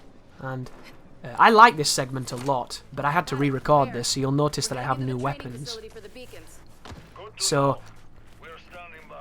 when I was first recording my run of this game, I accidentally streamed this part, and it's a stupid rookie mistake to make. I didn't know I was doing it, and a few people got to watch that. They got to see me record this particular segment. It was about 30 minutes, and the reason it happened is because on OBS, there are two options close to each other. There's start recording and there's start streaming. Start streaming is on top, start recording is below. I don't know how I picked the wrong one, but I did. And I streamed all of this next sequence coming up. So continuity-wise, the game at this moment is out of whack because this is me going back the day after to re-record this segment. That being said, this is a pretty fun sequence. I like this part. This might be my favourite part of Act 3, except for the final chapter, which is by far my favourite. So, of the bad parts of Act 3, of all the driving, all the downtime, all the walking around, all the waiting in rooms for shit to happen that never happens, all the gantry bridges, all the forced conversations that say absolutely nothing while talking profusely, all of that considered, the Cosmonaut training facility is by far my favourite sequence. Because it has a lot of fights, and they're good fights too. They're challenging, they're tricky, they're sometimes unique and unorthodox, other times quintessential Gears. Like, there's a nice mix. But we have to use Jack right now once everybody's finished talking. But Gears of War 5 loves to talk at you for a rather large amount of time. But we're just waiting on these guys. Some beautiful lighting and the bloom and the hues right now. Looking really nice. This game looks really nice on console as well. They've done a good job with making the game look good on every system. Even on the base Xbox it looks nice. The problem with the base Xbox is, it runs at 30, and it has terrible loading. The loading looks atrocious. But even with that, the game's still beautiful. But that's what we need to press, just there. And then this room over here is where Jack needs to go. And he's going now, but he takes up... You see how everything takes a time to happen? It's like ATMs when they give you your money and your receipt. Did you know that those ATMs can give you your money and your receipt much faster? But when they did set it to a quicker speed, the people that use the machine didn't trust it. So they've intentionally made ATMs go slower because it seems psychologically that humans trust it to make less mistakes by being, I don't know, more observant, more diligent. Like, when I found out about that, it pissed me off because I hate waiting for fucking receipts at ATMs. It's annoying. I guess, however, this is probably the part where we should talk about the real MVP Gears game that's releasing in this month, and that is, of course, Gears Pop. I have not played Gears Pop, and I probably won't, because I don't really know what Gears Pop is. It looks weird. I can't make a walkthrough for it, guys, because I'm just not good enough. I'm not cool enough. Are they like bobbleheads or those pop... I don't really know. There's those toys, isn't there, that people collect? They're like statues, and they look like if somebody designed children versions of characters from video games and they sell them at conventions. I don't really get it. I've never got it. Artistically, I don't like how they look. I just don't like the aesthetic personally, but they're a multi-million-dollar industry probably. So some bugger's buying them, and it can't all be hobo, right? But I think Gears Pop is like that, isn't it? It's like those kind of characters in like an iOS game or something. Like a strategy iOS game. On your phone or something. Watch it be really good. I'm shitting on this thing and it's really, really good. Ooh, this is a fun fight, this one. This is the classic long corridor gunfight. And there's a bastion at the end that I'm trying to get the eye shot on. See that damage? That's an eye shot. That's why hitting them in the eye is so important. And this particular perspective here, you want to hug this left-hand side so you can use the cover trick to best of your ability. And now I'm going to try and hit the eye again, and I'm probably going to miss. The M-bar is not the easiest gun to use. But there we go, we get rid of the bastion, and now I can get rid of the guy up there. Unfortunately, this gun does not have the ability to one-shot headshot, which I feel like every gun should, if you do it right. I really do. But I imagine that the balance then would be crazy. Can you imagine if the Lancer was a one-bullet kill to everyone's head? I'd like that, I really would. Killing enemies in one bullet is my kind of game. It rewards accuracy. Here we go, this is a pain in the ass as well. My entire fucking team is blocking where I am. God, I hate this game sometimes. This is one of the only parts of the game as well where that becomes so prevalent. But did you notice how every single one of them queued up exactly where I was? There's all this fucking cover they could be using, but they're up my ass. And I'm not happy about it. Also, this is one of those moments where I think Jack is refusing to listen to me. He's a beast like that. You don't need him at this moment though, because there's nothing really kicking off. It's just a bunch of drones. But don't even give them the night of day. They'll light you up so quickly, guys. You die really fast in this game if you stay out of cover too long, and if you're too close. You haven't really had a chance to understand just how fast you can die in this game, because you've never seen it happen if you've watched these videos. Like, there's stuff that I've edited out, guys, where I've come out of cover and I've got just insta-deathed. And it happens a lot. Jack's beeping around, flying around, invisible, doing nothing. Guy's a beast. Is this the last guy? There's a grenade to pick up just in case we need it. There we go. Do you remember those fire extinguishers in Gears of War that were explosive? They were like red propane tanks. I'll never forget that in Gears of War 2 at the very beginning in the hospital, where there's a bunch of locusts filter into a room when you're on a balcony, and there's an explosive set of tanks. And they want to showcase not only that you can kill things with the environment, so it's a bit of a tutorial, bit of visual language, but also they want to show you that now there are a lot more locusts on screen at the same time, moving, you know, uniformly in groups and stuff, because it was part of the new elements of the Unreal Engine. And it was really funny, because you could always tell a moment when the locusts were using that technology, because they would always just like walk around like crazy people. And you saw it when you were doing the Brumac sections, where there'd just be like a lot of dudes running to a set path, and then you'd nuke them with missiles. And I'll never forget those moments. Gears of War 2 has a fun campaign, but I feel like the part in the hive at the end is just really tedious. It goes on forever, it all looks the same, and it really bummed me out when I was playing that one. But everything else, I really like in that campaign. The Niles sequence is not always the most exciting once you've done it before. The Razor Hail can be a bit of a pain in the dick, but it's a good campaign. But this one is going to be some crane moving. This is an interesting room, this, because it looks like you're going to have a massive battle here, but you don't. You just kill a couple of rejects. And it feels a bit like a wasted opportunity. It feels a bit like downtime, because it is. And it's the thing that plagues this game. There's more downtime in this game than there is uptime. You got it. There we go.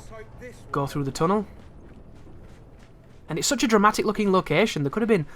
It could have almost been like the shower room from The Rock, where we get ambushed. And it does, it's got great lighting, it's got lots of hues happening, there's all the... It's very dramatic. It looks great. And then nothing happens. Like, this could have been a berserker fight, where you use the cranes to drop the crane on her. That would have been sick, right? Something a bit different. Could have even been a Swarmac. You hide in the rubble from a Swarmac, and then you have to bait him into a position so that Jack can then go hack her component and drop her jet engine on him or whatever this shit is. That would have been cool. That would have been awesome. Can you imagine if you had to control Jack to do that? That would have been like playing as was he called Lloyd from Jet Force Gemini, that flying guy who helped you out? It was like a little robot. That would have been cool, guys. But that's kind of one of the failings of Gears 5. They're really eager to have these slow burn moments like it's an episode of fucking True Detective, but then when it comes to everything kicking off and it being cool and unorthodox things happening and cool things happening, they don't seem to have the same amount of imagination.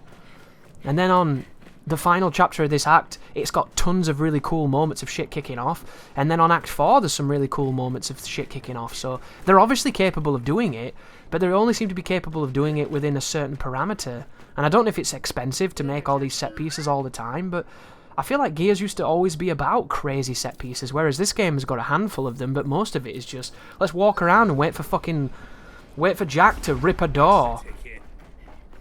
That's kind of the ultimate metaphor, isn't it, for Gears 5? In Gears 1, Jack rips a door and you fight. In Gears 5, Jack fucks with a computer and you stand around waiting. Like, that's kind of what they are. If you were to distill them down to their basest elements, that's what the game is. What's in here? Like, you could take all the downtime in this game, add it together, and it's probably longer than Gears of War 1. Because Gears of War 1 is short, but it's snappy, and it's punchy, and it's immediate, and it's amazing, and it's immeasurably replayable. I'm probably not going to play this campaign too much. I'm going to play it with my friends in co-op, I might play a little bit on my stream, I'm going to do all the side missions, I'm going to find all the collectibles, and then I'm not going to touch it until they release Inconceivable, because I spend too much of it bored. And that's a really big problem. Like, how long has it been since I fired a fucking gun? This is Gears of War, dude. Well, it's actually not. Maybe the maybe the of War part of the title was where all the action went. So the Gears part is all the stealth and all the talking and all the slow shit. I don't know. I'm super excited to see how this game gets received. I'm curious of all the different opinions and what they're going to be. Because at the moment, all the opinions on the internet seem like they're paid for.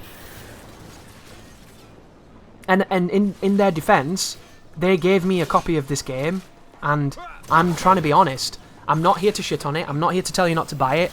I recommend this game. I think it's good. But I feel like in the grand scheme of Gears, it has more weaknesses than almost all the other Gears combined. Like, it's in a bad place, and I need to say this because it's honest. And it's truthful.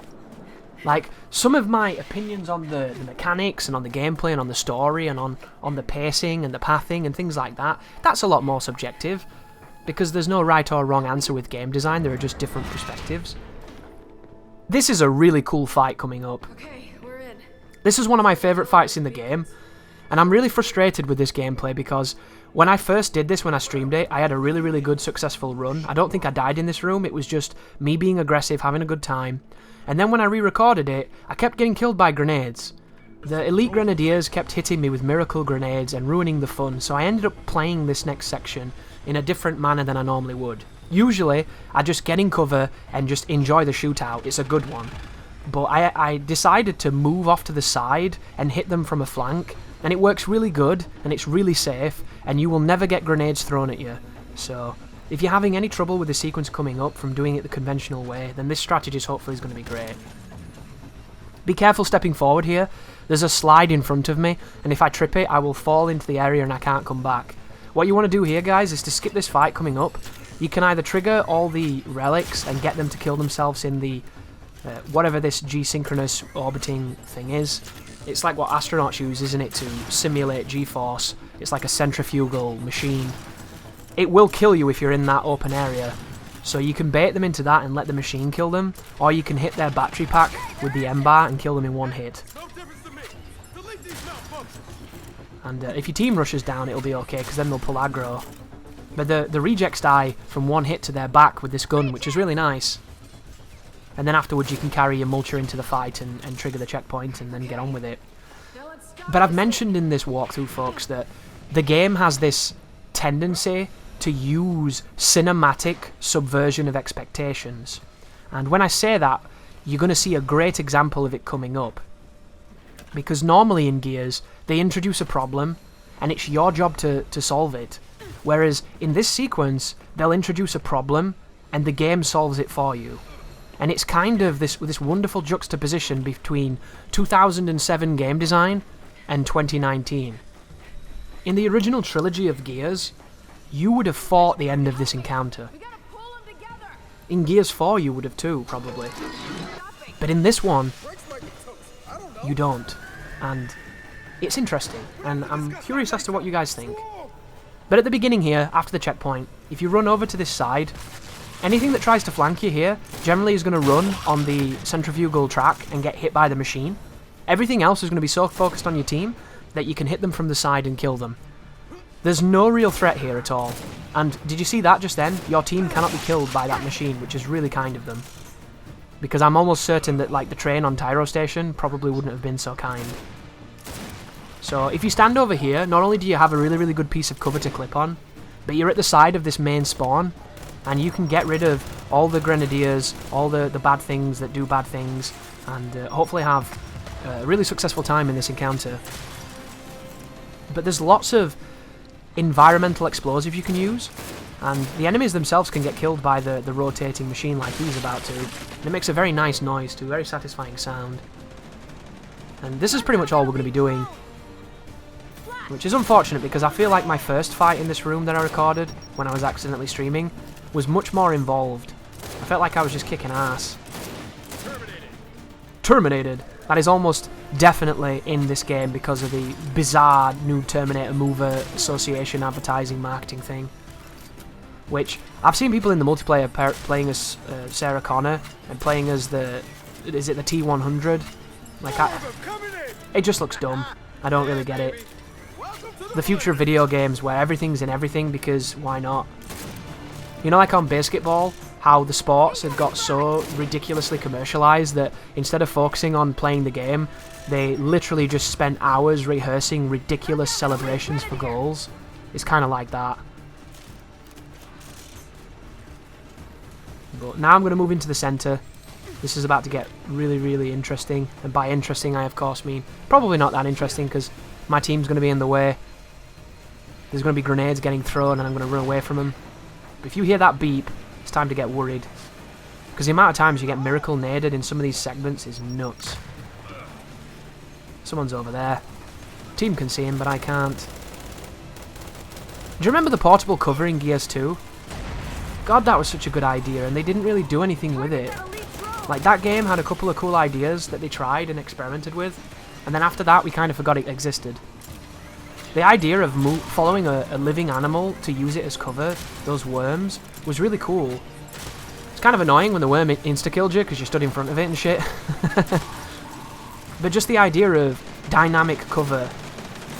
I thought once that they had tapped into that, the game series would change forever, but it didn't. Like, there was that part in the Hive, wasn't there, where you could pull levers and it would alternate what cover was up and what was down. And then if you played Vanquish took it to the new level where the cover itself would cycle. And there was a little bit of that in Gears 4. Remember that really cool room with all those machinery going out of whack that would just move around and crush people? That was such a good idea. That was such a creative room. The game could have dealt with more of that. So many interesting things, so many interesting factors. And I suppose the closest this game gets to dynamic cover is instances where you can shoot the ball sacks on the ceiling that become portable cover that can break. I say portable cover, they're not portable at all, they just fall from the ceiling and then they're very static. But this idea of portable and dynamic cover is certainly something that you would have thought when they experimented with it in Gears 2. By the time we got to 6 Gears games, they would have revolutionized it, you think. You'd think they would have standardized it in a lot of ways. Like they standardized the cover systems that a lot of games now use. Think of all the third-person shooters you've used that all have cover systems. I'd love to say that's because of Winback. I'd love to say that's because, you know, more eclectic games that came out before Gears, but you know it's not. Gears of War changed cover-based third-person shooters forever. Changed every third-person shooter forever, much like Resident Evil 4 did, rather closely to it as well.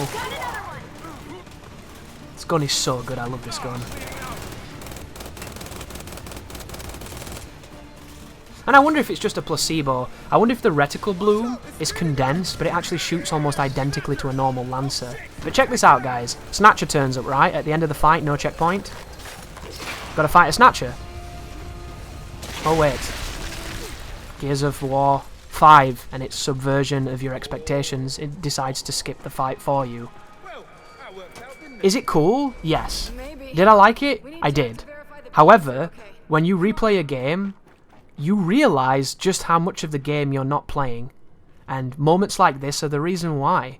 This is going to happen a lot on Act 4, where they're going to set up an opportunity for you to do an almost last stand epic, Thermopylae-inspired Pyrrhic victory, and then the game resolves it without you doing anything. And it's a thread that runs through this game, and all I can think of, other than it's quite creative and unexpected, is it's hurting the replayability. Because I'd like to fight that Snatcher. They're not the most interesting character to kill, but it's time spent shooting in a shooting game where you spend very little of that time shooting. And I already know the comments that I'm going to get from the people who really, really like this campaign. They're going to be of the mind that they think that the pacing of the shooting and the in-between is perfect, and that they think that the shooting and the combat segments in the other Gears of Wars were a little bit repetitive and there was too much of it. And I can already see people thinking that way, because that's what a lot of people think. A lot of people think that because you do gameplay a lot, that it has to be repetitive, whereas I would argue that if you're finding it repetitive, that it's not for you. Like, the gameplay feedback loop is something you either enjoy or you don't. Like, if you're feeling that 2 hours into a third-person shooter the shooting is repetitive, you shouldn't be playing the game. And I always see this with Darkside Phil. I was watching Darkside Phil play the other day. He tried out Escape Mode, which is the new mode in this game, which is kind of the antithesis of Horde Mode. It's a very short and snappy, intense, quick experience where you try to escape out of a crazy situation. It's frenetic, it's fast, it's meant to be brief. And he played it, he played one round of it on beginner, and then said it was boring. After one round. Like, and all he did was shoot stuff. That's what Gears is, it's quintessential Gears, shooting stuff. But in his mind, it wasn't very interesting, there wasn't much to it, and it was boring. Yet he only played for about 7 minutes, and he was bored. And boredom is one of those things that can be an affliction. But I also think that boredom can be a choice. Because Darkside Phil is the type of person... Darkside Phil will be bored in the first 5 minutes of a game because he doesn't want to play games. He's forced to play games because he's in a situation that people would kill for, but he doesn't really want it. He says he wants it, and he tells you how much he's passionate and how much he loves games, but then you listen to him, and he sounds like a man who's denying his last meal about to be hung. You know? He sounds like an absolutely joyless human being. Because he is. But boredom, in a lot of ways, is probably a sign that maybe it's not for you, you know? Like, when I play a game and I feel bored, I don't play it. I stop playing it and I play something else. Because the gameplay that I enjoy, if you analyse it objectively, it is repetitive. Gears is a game where you slide into a chest-high wall and then proceed to shoot at monsters who are in chest-high walls, and then you spend the rest of that fight moving between chest-high walls shooting at the monsters that are shooting at you. That's what every fight is. Every single one is like that. There are obviously creative elements that make them a little bit different weapons, different locations, different scenarios, different hazards, things like that. Like this one, this is a great fight. This is a really unique, kind of crazy looking encounter with lots of weather that will last in your mind, even though it's, you know, if I could, I'd turn the fucking weather off because all I want to do is see enemies and shoot them and have fun. And this is all kind of, you know, end of the world, apocalyptic, biblical storm happening right now. And it looks amazing, but gameplay-wise it makes it harder to see the targets, and I just want to shoot. But intrinsically, almost all gameplay feedback loops are repetitive. But if your personality type enjoys it, you don't see the repetition because you're too busy focusing on temporal goals and short-term goals. Maybe you want to get your accuracy better. Maybe you want to be better at the movement. Maybe you want to unlock that new gun. Maybe you want to unlock that new attachment. Maybe you want to level your character up in prestige or whatever it is that you're working towards. Maybe you're working on a challenge. Maybe you're working on an achievement. Maybe you're doing a challenge run. There's always those immediate goals, those short-term goals that build towards longer-term goals, and if you enjoy the gameplay loop, you will stay in that loop while doing those goals. Why do people turn Destiny on every day and do the dailies? Because they like that feedback loop of that service. There are a lot of games that do that. I turn on Black Ops 4 so that I can do my contraband tier skips. and do a couple of challenges in zombie mode that get me the reserve crates, because Black Ops 4 is such a dogshit game. I can't get guns I want in the game because I have to get them from stupid loot boxes, and I'm probably never ever gonna get the demon. But I turn it on every day with the delusion that maybe today is the day that I get that submachine gun. Because gaming has changed, and fuck me. But this section coming up here, guys, is a little tough as well. This can be a tricky scenario coming up. Oh, there it was. Do you see that? That's why this game needs a grenade indicator. I heard the noise of the grenade, he went to throw it, I ran away thinking it would be on me, and he overshot it because of the wind, and I nearly ran into it. That is a scary moment, guys. That would be avoided if there was more of a heads-up display for grenades. But once you kill him, there's going to be a setup coming up here, where when you go towards the door, you're going to trigger the next encounter. The next encounter is essentially the exact same siege you just did from the other side. So, from where we came from, enemies are going to spawn. There's lots of juvies, there's Amagos, there's elite drones, there is a bunch of bastions with scions, and if you stay on the turret too long, you are going to get perfect boom-shotted, because for some reason, the wind does not affect the perfect aim of the scions all the time, and they turn into ridiculous, you know, bend it like Beckham, Roberto Carlos kind of free kickers when it comes to those explosives, and you do not want to be there when they land. The strategy that I have here, guys, is just pummel the shit out of everybody on the turret. When the scions turn up, try to get rid of the bastions if you can. And also, don't drop your gun when you try and get on the fucking turret, because this game's dumb like that. But the moment the scions get too close, and you realise that they're going to start firing at you, you want to get off, and you want to try and moderate both left and right hand sides, because the only way they can get to you is by flanking around, and they have to climb up steps to do it. So they'll give themselves away by mantling, and you'll be able to hopefully take them out. But this is a really cool segment, because as you can see, every time the wind flare strikes lightning, it's causing these strange crystallized formations to form, which is what happens when lightning strikes sand. I don't think it happens to quite the same extent as these ones, of course, because these wind flares are I think they're ridiculously powerful. But it happens on a smaller scale, but very similar to this. And at the beginning of this encounter, Del tells you the name of these structures. However, if you don't have subtitles on, it's really hard to hear him because the game is so loud with all the effects that are happening right now. But keep on cooling your turret. I've seen some people play this game who don't cool the turret, and it gives me anxiety because I'm just like, what the fuck, man, please do it for me. You're gonna lose, I'm getting nervous, you know. I'm living vicariously through your inaction. But did you see that? That boom shot landed perfectly in front of me there. I was so lucky that I put that barrel in front of myself. And I'm bailing from those turrets, guys. I'm not even testing them. And then from this point onwards, I'm going to try my best to hit the bastions. There we go. I wonder if, when there's a certain amount of these structures on the sand, if the lightning can't strike and make any more. Because do you notice how the lightning stopped now? Is it because I came off the turret? Or is it just there's a limit in the game to how many of these things there can be? So will there be another one now because that one broke? That one broke as well. Maybe not. Maybe there's a limit to it. Maybe it's designed. I don't really know. So I did that just then to try and hit the bastion that was near him. But it didn't work because of the wind. So that's a really bad idea, guys. You want to shoot these. Bullets are your best friend here. Hit scan is your best friend. And then, watch now. See this? That is why. I even hit somebody just then. But you have to really change the trajectory of your shots to land those. And I don't know the timing. And look, the Scion flanked me. So this piece of cover is really good. Because there's nothing behind you for him to hit. And fundamentally, you're close enough here to do really good damage really quickly. And you should be able to kill him before he shoots. Obviously, if he does shoot, he might murk you. And because Faz is next to me, this is really scary. If he hits him, I will die because of where he fucking was. And that's the thing that bugs me the most about this game. I cannot stand that your team is up your ass so much. It's really annoying. Because they get hit and it kills you. See that shit? Jesus. Whew. These guys are so dangerous. The wind just makes it scarier too, because if he does some funny wind shenanigans, he might be able to hit me.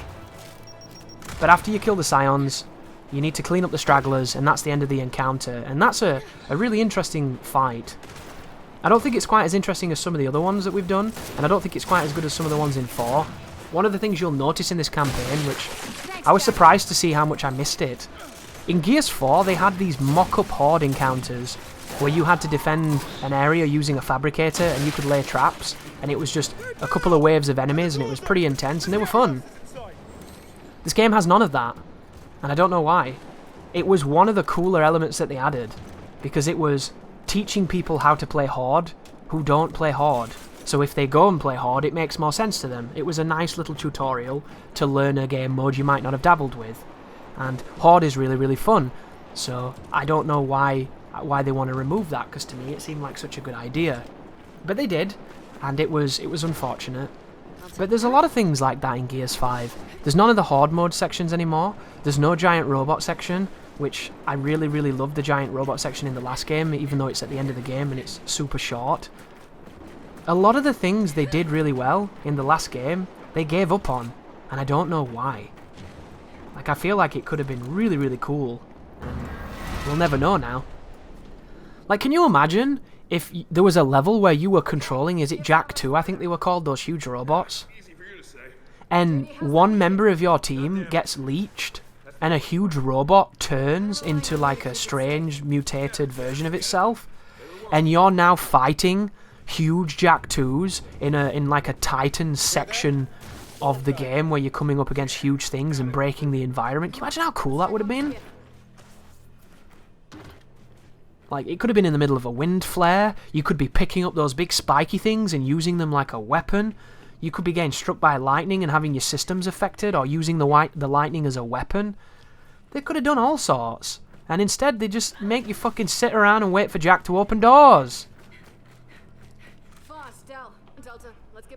But here we go. That's the end of the cosmonaut building, and now we have to go back to the airstrip where Baird is. And we're going to get into a little bit of a conflict there, and then it's going to lead to the end of the act, which is my favourite section. But I do apologise if you're new to my channel, guy singular, and you're listening to this and you're getting bummed about the game before you play it, maybe, because it's not my intention to put people off this game. It's not my intention to offend people or insult people or make them hate something that they like. Gears 5 is a good game. It's a good game that's stumbling on being a great game on silly things. Some of them are fixable too. A large majority of the problems in this game can be fixed. Some of the creative choices are exactly that. They are things I wouldn't have done. But I'm not the creative director of Gears 5, and if I was, this would be a vastly different game. And we have to appreciate the vision and the direction that they went with it, because it is cool. I love that animation where she scoops the handles of the skiff onto those two posts. It's such a simple touch, but it's lovely. And here's your checkpoint and your obligatory stutters. See how it does it though when it's saving?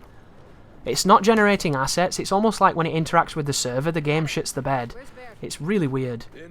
But when you come back here, Baird is going to give you the ability called Barrier with Jack. And Barrier, in theory, is really good, because not only does it protect you and let you shoot through it, it's essentially the Auger Shield from Resistance, if you're a cool cat like I am and you love Resistance, which you should, because it's one of the most underappreciated first-person shooters ever.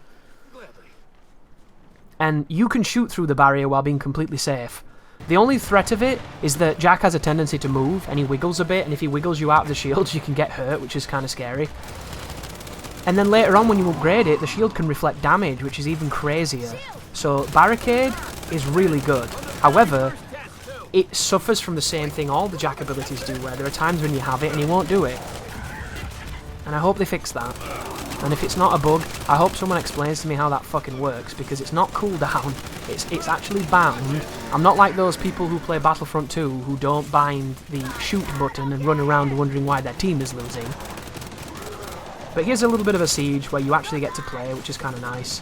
There's going to be a standard group of elites who are all carrying claws. That gun does not fuck around. Do not give it the time of day or it will put you down. And there's a couple of mulches here. You're going to take on a couple of stumps, and there's going to be a tri-shot later on as well. And I'm going to try to use them all to the best of my ability, because they're all pretty good. If you run back into the base where Baird was giving a lecture, there is a mulcher that's stacked up there if you need one. I recommend grabbing that for all your mulching needs. But the mulchers definitely took a hit in this game. It's nowhere near as strong as it should be, especially compared to the tri-shot. I don't really understand why the tri-shot exists, because it's just a mulcher, right? It's just a variant of the mulcher that's a bit more accurate. But because it's so much more damaging and so much more accurate, it makes using the mulcher not as fun. And the mulcher used to be the gun that when you started cranking that lever, the locust fell apart. If you go back to the old trilogy, the mulcher was very strong. In this game, they're far too tanky for it to feel half as good as it used to. And I don't really get that. I'm looking forward to using heavy weapons in the Horde mode though. Seeing what the cards are and what the upgrades are, because I want to make my guy an absolute damage monster. I want him to just be a destroyer of worlds. And I think I'm going to play Faz, because he gets the ability, his ultimate is to shoot through surfaces. And I love wallbanging, so he's definitely going to be the guy that I go to, I think. If I can, because of course when you play Horde, if somebody else has picked him, you can't fucking play him. Which is really stupid. Gears of War 4 let you take 5 heavy players, or 4 heavies, however many people you could have. Like, there are times when you went into a Horde lobby and there was no scout and no engineer. And if you know anything about Horde, that's a terrible situation to be in. But at least they give you the option. In a game where they lock who you can pick, people are not going to play. People are going to fucking leave and find lobbies so they can pick who they want to pick. And all it does is, it leads to quitting. It leads to tons of quitting. It leads to unfilled lobbies. It leads to matchmaking problems that are going to affect the game and hurt the lifestyle of people who like Horde. But here is the Stump, the most imaginative enemy in the game. He stands there while you shoot him. It kind of reminds me of Brian in Phoenix Nights when he goes paintballing on a date with that girl. He's in a wheelchair and she murks him like Sean Connery from The Untouchables with the paintball gun. Really funny scene. But once you've killed the Stump, if you push up to these green containers, there's another mulcher here that you can use. But you can also pick up the tri-shot of the creature we killed. And when the next spawn happens after this guy dies, you have an opportunity to spawn kill the enemies as they run towards you. It's not that difficult to do, but the threat is if they start shooting, you cannot be out of cover or you'll just die. So be very careful with that.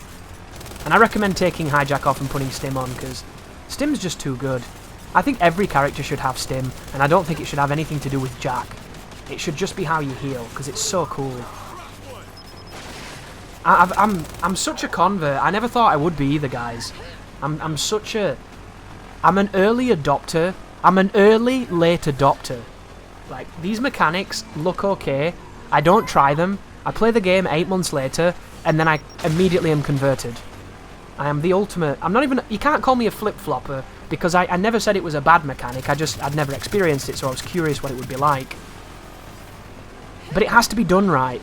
Because in World War II, there was manual healing, and you wrapped a bandage around your arm for 40 minutes, and it made me want to throw myself out my window. I hated it.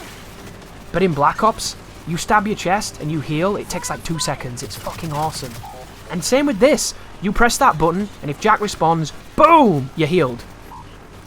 It's awesome. It's so awesome. And I want it to be the standard for healing in games. I want it to have a realistic and fair cooldown. And I want it to be snappy and responsive and feel good.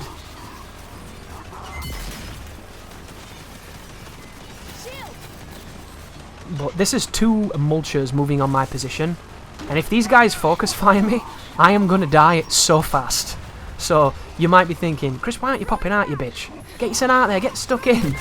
Unless I have Stim, I can't compete. And right now, Lloyd, bloody hell, Jack will not Stim. He refuses to. I know because I remember this segment. He would not Stim me, so I stopped pressing it. And it makes no sense why. I have it. He's not dead. There's no reason. The game is... By the way, just don't look at these shots, guys. Just don't look at these shots. And look at this one, though. There you go. Those boom shots, I'll tell you what happened. Sometimes, when I drink, it impairs my visual acuity, and I'm a terrible player. That's pretty much it. There's no Mel Gibson defense here. I just can't aim. You can pick up another boom shot though, guys. It's in the hangar, so if you're attached to the boom shot and me using the booms like that and not landing any of them offended you, go and pick up another one. But in all honesty, I'm not going to keep the boom shot because when there's weather, I don't want to use it. Admittedly, the weather here wasn't affecting the boom. The boom just has one of those reticles that sometimes you miss a lot, even though you put it on people. It's quite a... The boom shot used to be a really skillful weapon. I feel like they took away a lot of that. Especially when they made the splash on it ridiculous. But here we go. So, this is... I like this fight a lot, but you're at the mercy of Pouncer AI. So, spoiler alert, it's a couple Pouncers. It's 2 Pouncers, I think. It might be 3. If you run forward, it triggers everybody being like, oh, look, there's a Pouncer. And now, we need it to jump on the floor. Pouncers do not jump on the floor. It would be so cool if there was a grenade that was like raw meat that you could throw that lured Pouncers or something, lured specific types of the swarm away. And you could throw that and they would all jump onto the ground and go for it, so you could tag them and kill them in like a cluster. That would be amazing. But the game doesn't seem to have anything like that, so instead, you have to use yourself as bait. And if these guys hit you with this quill attack that they do with their tail, it will kill you instantly, because it does so much damage. But he's on the ground, I use the stim, I tag him, perfect. That right there, perfect. Everything we needed in this fight. I'm very happy with that, and now we back up. And now we wait for the new guy. So now the new guy is going to do whatever he's doing. I think... Did he die? Wow, they killed him. Good team. And I believe this next one frustrates me so much that I blind him and kill him with the boom shot. And there's 2 more, so... There's 4 Pouncers on this segment. But all I'm doing is, I'm like, dude, jump towards me. Just jump on the ground, please. Do something. But you don't want him to jump on your team, because if he jumps on your team, he gets a defense boost that means that the grenade won't kill him. You want him to be normal, so that you can stick him in a neutral state. Stick him in a neutral state, he'll die. Stick him in any kind of activity, and he survives. But there we go. So right now, this won't kill him. So I wait for the save, and then I stick the enemy. It nearly kills me because that move is bullshit. And do you see what happened? It didn't work.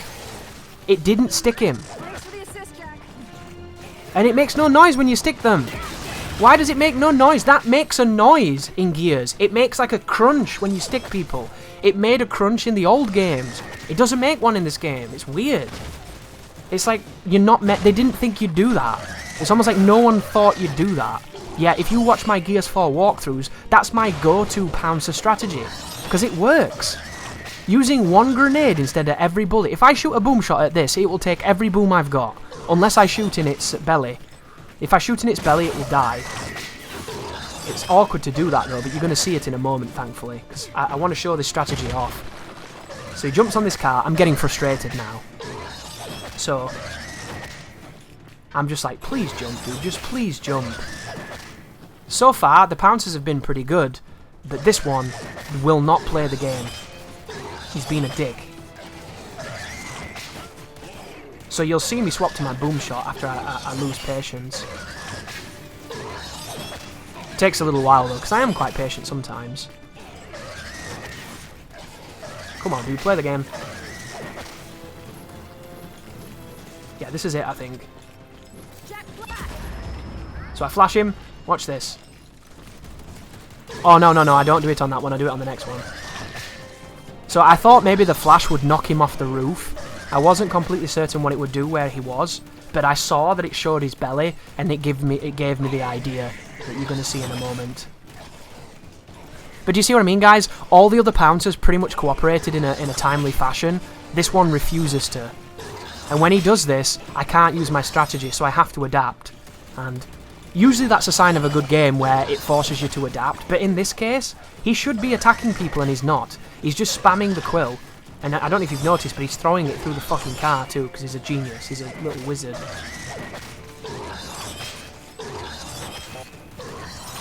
Which I should have perhaps edited this a little bit, but I don't want to make it look like I'm editing around deaths when I didn't die. So watch this. Look at that. See that? That's really strong. You flash those guys and hit that belly with a boom shot, they die. Really, really nice weak point. I really like that design. Kudos to the developers. It was probably always that way, but it wasn't as obvious because you couldn't flash in the last game. In this game, you can. That's one of the reasons why I think flash is so invaluable, because it's so strong. And you can probably maybe hijack that enemy. I've never tried, and I would never really try. because the hijack is cool, but it's too strong. I think we can all agree the hijack is far too strong. And I think that's one of the reasons that this game is probably not going to be as hard as it could have been, because with Stim, with Flash, with hijack, with barrier, they've given you so many tools to make this game easier. If these tools were in Gears 4, God, that game would have been so much better. Because you can use them in such a skillful manner to give yourself an advantage. And video games are all about advantage. If you can get an advantage, you're going to have a much better time. There's a really good reason why people follow metas online to whatever's the strongest stuff, because it enables a player that doesn't have the gaming ability to keep up with a better player, and it allows him to compete because he's using a better gun. And that's why meta is so important and so popular, because it allows everybody to have an advantage. And if you're a good player who follows the meta, then you're probably just going to absolutely destroy everybody. Because unfortunately the meta guns are meta guns for a reason. But we've come back now to the sequence at the very beginning of the level. If you remember, this is where this video started nearly 2 hours ago. It's a nice little cyclical part to the mission structure here, but it definitely grated on me a little bit because it just felt a bit repetitive, and it felt a little bit uninspired to keep coming back to the same places. I think that stems from the fact that I want to fight, and these moments involve no fighting, so it's probably more of a personal bias.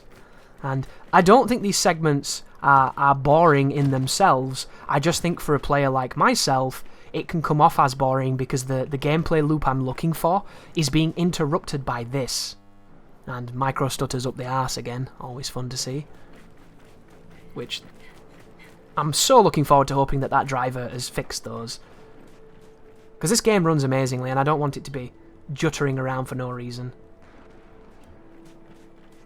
But how many people here, guys, how many of you think this game should have had a slide? There's a moment in this game where you run. It's on Dirtier Little Secrets in Act 2. You run and slide under a door in a cutscene, and then you immediately go into a sprint and you're running through a lab. The slide they do under that door is something that the Gears have done before, but would be really cool if you could actually do that. And they could have limited it so you can only do it in the sand, or you can only do it in the snow. So there has to be powder around for you to slide like that and get that kind of purchase. But it would have just been really cool. I love the idea of having like an alternative mobility option to evade that's not the roll and not the run. It's a combination of the two, right? That would have been really sick. I don't know how they would have done it with the button prompts, because if you use the classic control, like A does everything, doesn't it? If anybody's wondering, I use classic Alt. The control scheme that I use, going to cover is mantle is one button, roll and run are another button. So if you've ever wondered why at times I don't like hit the cover and sprint out of it like I would have done in Gears of War 4, it's because I'm A, using a keyboard and I'm not used to it for Gears, and B, I'm using an alternative control scheme. And the reason I'm using that one, if you're wondering, is when you try to wall bounce and use the mobility in this game, if you're not at the right distance to do it, you'll do a roll, and when you roll it puts you at a disadvantage because it's a preset space and people will kill you, because that's just how games work. So I don't want to get a roll when I'm trying to slide into cover. So now my roll is a completely separate button. Roll and run, same button, cover, different button, and it means that I have a level of control that one button doesn't allow. And you can use this on console, because I did change my control scheme to that on console, but much later, and it takes a long time to get used to because you have to hold X to sprint. Holding X to sprint is weird. It is so weird. After so many years of holding A, it took a long time to break that habit. But that's the particular control scheme I use, and this is one of the bigger fights in the game, and I love it. I love this fight, but I don't love my team, and you're going to see why in a moment. So, at the beginning, double snatchers. This room is full to the brim of explosives to shoot, torque bows, long shots, all kinds of explosive options to help you out. And these two rooms to my side here are the kind of room that a snatcher cannot get inside. So I know I am completely safe in this battle in these rooms as long as I don't stand near the door when it does the breath attack. The breath attack is going to kill you through the wall because its detection is ridiculous. Its detection is up there with people thinking the hand of God was his foot. But at the beginning, your team are going to be bait. You're going to use this as an opportunity to put as much damage on the Snatchers as you can. You are in no danger here unless they fire at you with the quill, which he's doing right now, and he cannot hit through this wall. If he could break this cover, that would be really interesting. But right now, he can't do anything. So he has to focus on the team. And as long as your team is alive, you'll be okay. Something I need to mention too that I might not have said, whenever the Snatcher grabs one of your teammates and starts walking away, if you use Flash with Jack, he will drop them instantly. It's really good design. When you kill one of these Snatchers, it might even be both of them, there's a threshold of HP here, where the moment you kill one, there's a spawn of Scions, a lot of Scions, and the Scions can probably come in this room.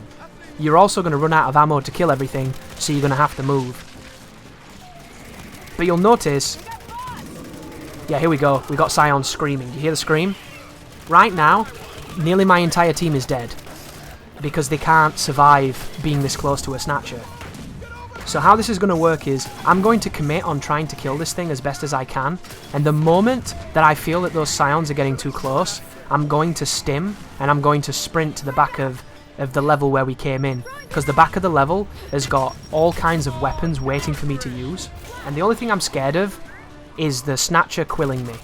But just then, I use the Flash to get the body out of him. I'm going to try and finish him off. There's a bunch of Scions there, dude, doing their thing. And then I'm going to run for it. I'm going to pick him up, potentially. Oh no, look at me, I'm not a very nice person. So, I'm trying to kill the Snatcher because he's running away with my friend. Do we get him? There we go, we got him. And now I can backtrack and get tools to deal with the next threat. At any moment here, guys, you can get Miracle Hail Mary'd by the boom shots, so you want to be as careful as possible. Over here, there is a long shot, and to my right, there is a torque bow. These weapons are going to be real good at this range for obvious reasons. But you just want to stay on top of everything. This is such a cool fight, though. I like this one a lot. This fight would be really great if your team wasn't here. Like, if there was no threat of the Snatcher stealing people, this would be such an interesting encounter, because it's so dynamic. Look how big this room is. There's lots of places to go here. There's lots of stuff to manipulate. There's lots of barrels to help you. Look at this. Bloody hell. You got to be really careful with that. They're not always as drunk as he was. But it feels like a Gears moment. It really does. Like, this feels like one of the tougher segments in Gears 4, because there's a legitimate threat here. The difference being is, that room they give you completely neutralizes the double Snatchers. There's no challenge to this fight because of that room. If that room had a wider door so the thing could come in, it'd be terrifying, but it can't. And that is why the human brain will always prosper over the machine. Because we can come up with cheesy strategies like that, and unfortunately they can't. But make sure to refill your booms if you want them. There is a boss fight coming up, guys, and you don't need anything big for it. The boss fight coming up can literally be done with the Boltok alone. And I really like that. I like that it's not indicative of what you shoot it with, it's just about shooting it. I really appreciate that. And it's also my favourite chapter of the act. And it's, what, 6 minutes long? 6 minutes long compared to the 2 hours that this fucking level has been. And I swear, guys, if you take out all the fights and you put all the fights together, there's probably like 30 minutes of fights on this level. Everything else is just nothing. Mirth, emptiness, nullity, vapid. And I love the idea of some of it. I love the idea of assembling a missile. I love the idea of using this gantry to get to different parts of the facility. I just don't think that it wasn't designed creatively enough to make it interesting. The cosmonaut drone area was the best part by far, because it was fight after fight after fight, and it was interesting. The fights were different. They had dynamic elements. But here comes a couple of juvies. If you put an arc trap on that spine of the rocket, you'll probably be able to shock all of those juvies. There's an achievement for shocking a great number of them. But here we go, guys. Chapter 4, One Small Step. When I saw this train, and when I saw the dramatic lighting here, I thought this was going to be like Act 5 in Gears 1. I thought we were going to get on a train, and I would be lying if I said I wasn't excited. But instead, it's a launch platform that gets attacked by a tentacle monster that we later on learn is a kraken. So, this armoured hole on its arm is going to open up and show you all its wonderful veins and arteries or whatever those things are, and you have to shoot them. Once you shoot them, it will break, it will adjust, and then you'll have to shoot the next one. These openings release leeches, but your team is actually really good here at killing the leeches, so you shouldn't have any problems with them. You can focus on killing the boss, and I think that this is just perfect Gears. It's kicking off, dramatic lighting, beautiful graphics, everyone's shouting and shrieking because we don't know what's going on. We're being attacked by a huge monster, the spectacle's there, the scale's there, the fun's there. When, in reality, this is not that interesting. All you're doing is shooting this hole, and that's it. And you're not really ever in that much danger. The boss doesn't do like a whip at you. You don't have to dodge anything. There's no aim bots. There's no insta-deaths. Well, I mean, there might be, but I didn't see any. It's kind of very formulaic. Look how beautiful those sparks look. You see that? I don't even have the particles set to the max. You can add +10 to particles that get generated. I'm totally going to do that. That shit looks great. But once the boss leaves, we now have to move. And look at this environment. This launch pad that's suspended in this crazy, like, flaming, burning hue. It just looks so cool. I love this environment as well, these walkways. You know, the sun is cresting over there on the horizon. The shit kicking off. It feels industrial, but it's outside. There's a beautiful sky above us. There's a crazy monster trying to kill us. It feels like what Gears is to me, and I really love this part. Even though it's, as I've mentioned, it's very simple.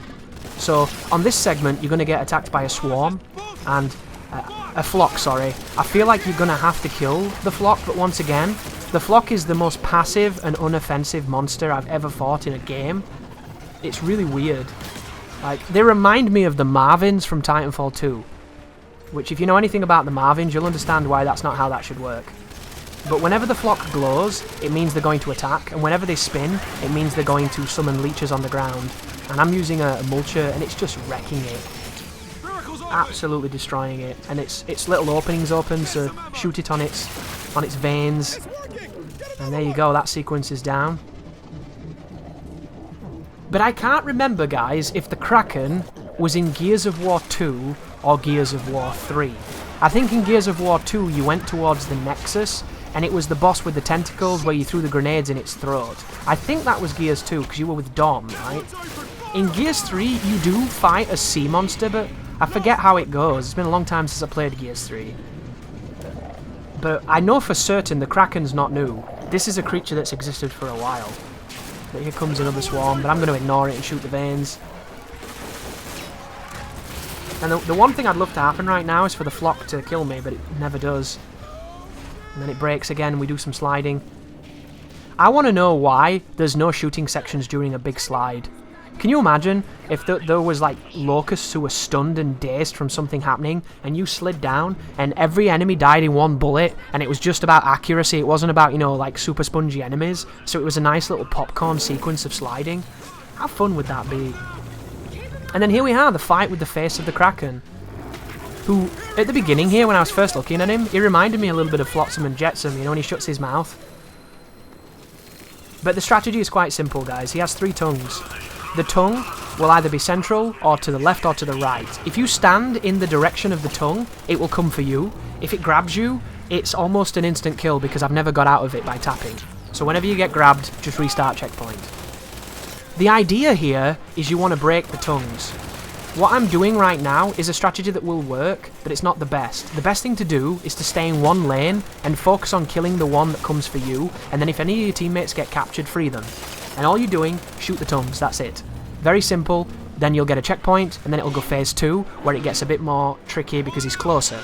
So, now the boss is closer, the tongues are going to be a little bit more difficult to deal with. So I'm going to pick up a Retro Lancer, because Retro Lancer's really good at range. He's really good at damage up close. And you'll notice I'm sitting on this piece of cover. So that tongue there is on the right, that's the middle one. The only thing that's a danger to me right now is that middle tongue. He's just been captured, I'm going to free him. There's the middle tongue. That's the one that has to die. Now that it's dead, I have a window of opportunity to just chill or kill the other tongues. But I'm going to wait for the middle one, kill it again, and then I'm going to save the guy on the left. If you don't save your team, the boss will eat them and you'll fail. But it's no rush, guys. Take your time. The only thing that will get you when you're on this middle rock is the middle tongue. As long as you kill him, you are completely safe. If, in some bizarre world that your team is really close to you at this moment, and one of those side tongues go for your team, you might get grabbed vicariously, by accident, because the grab is a little bit vacuumous, and you can dodge it by rolling, but you can also get caught in a roll, so be very careful too. But there's the second phase of the boss, and then he's going to bust forward again, and it's going to be the third and final phase of this fight.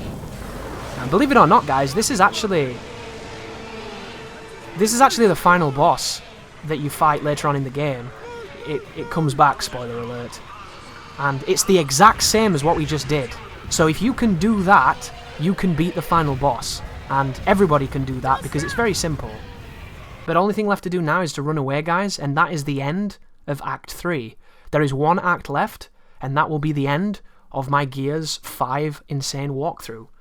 Good luck, I hope the videos are helping, and as always, you take care now.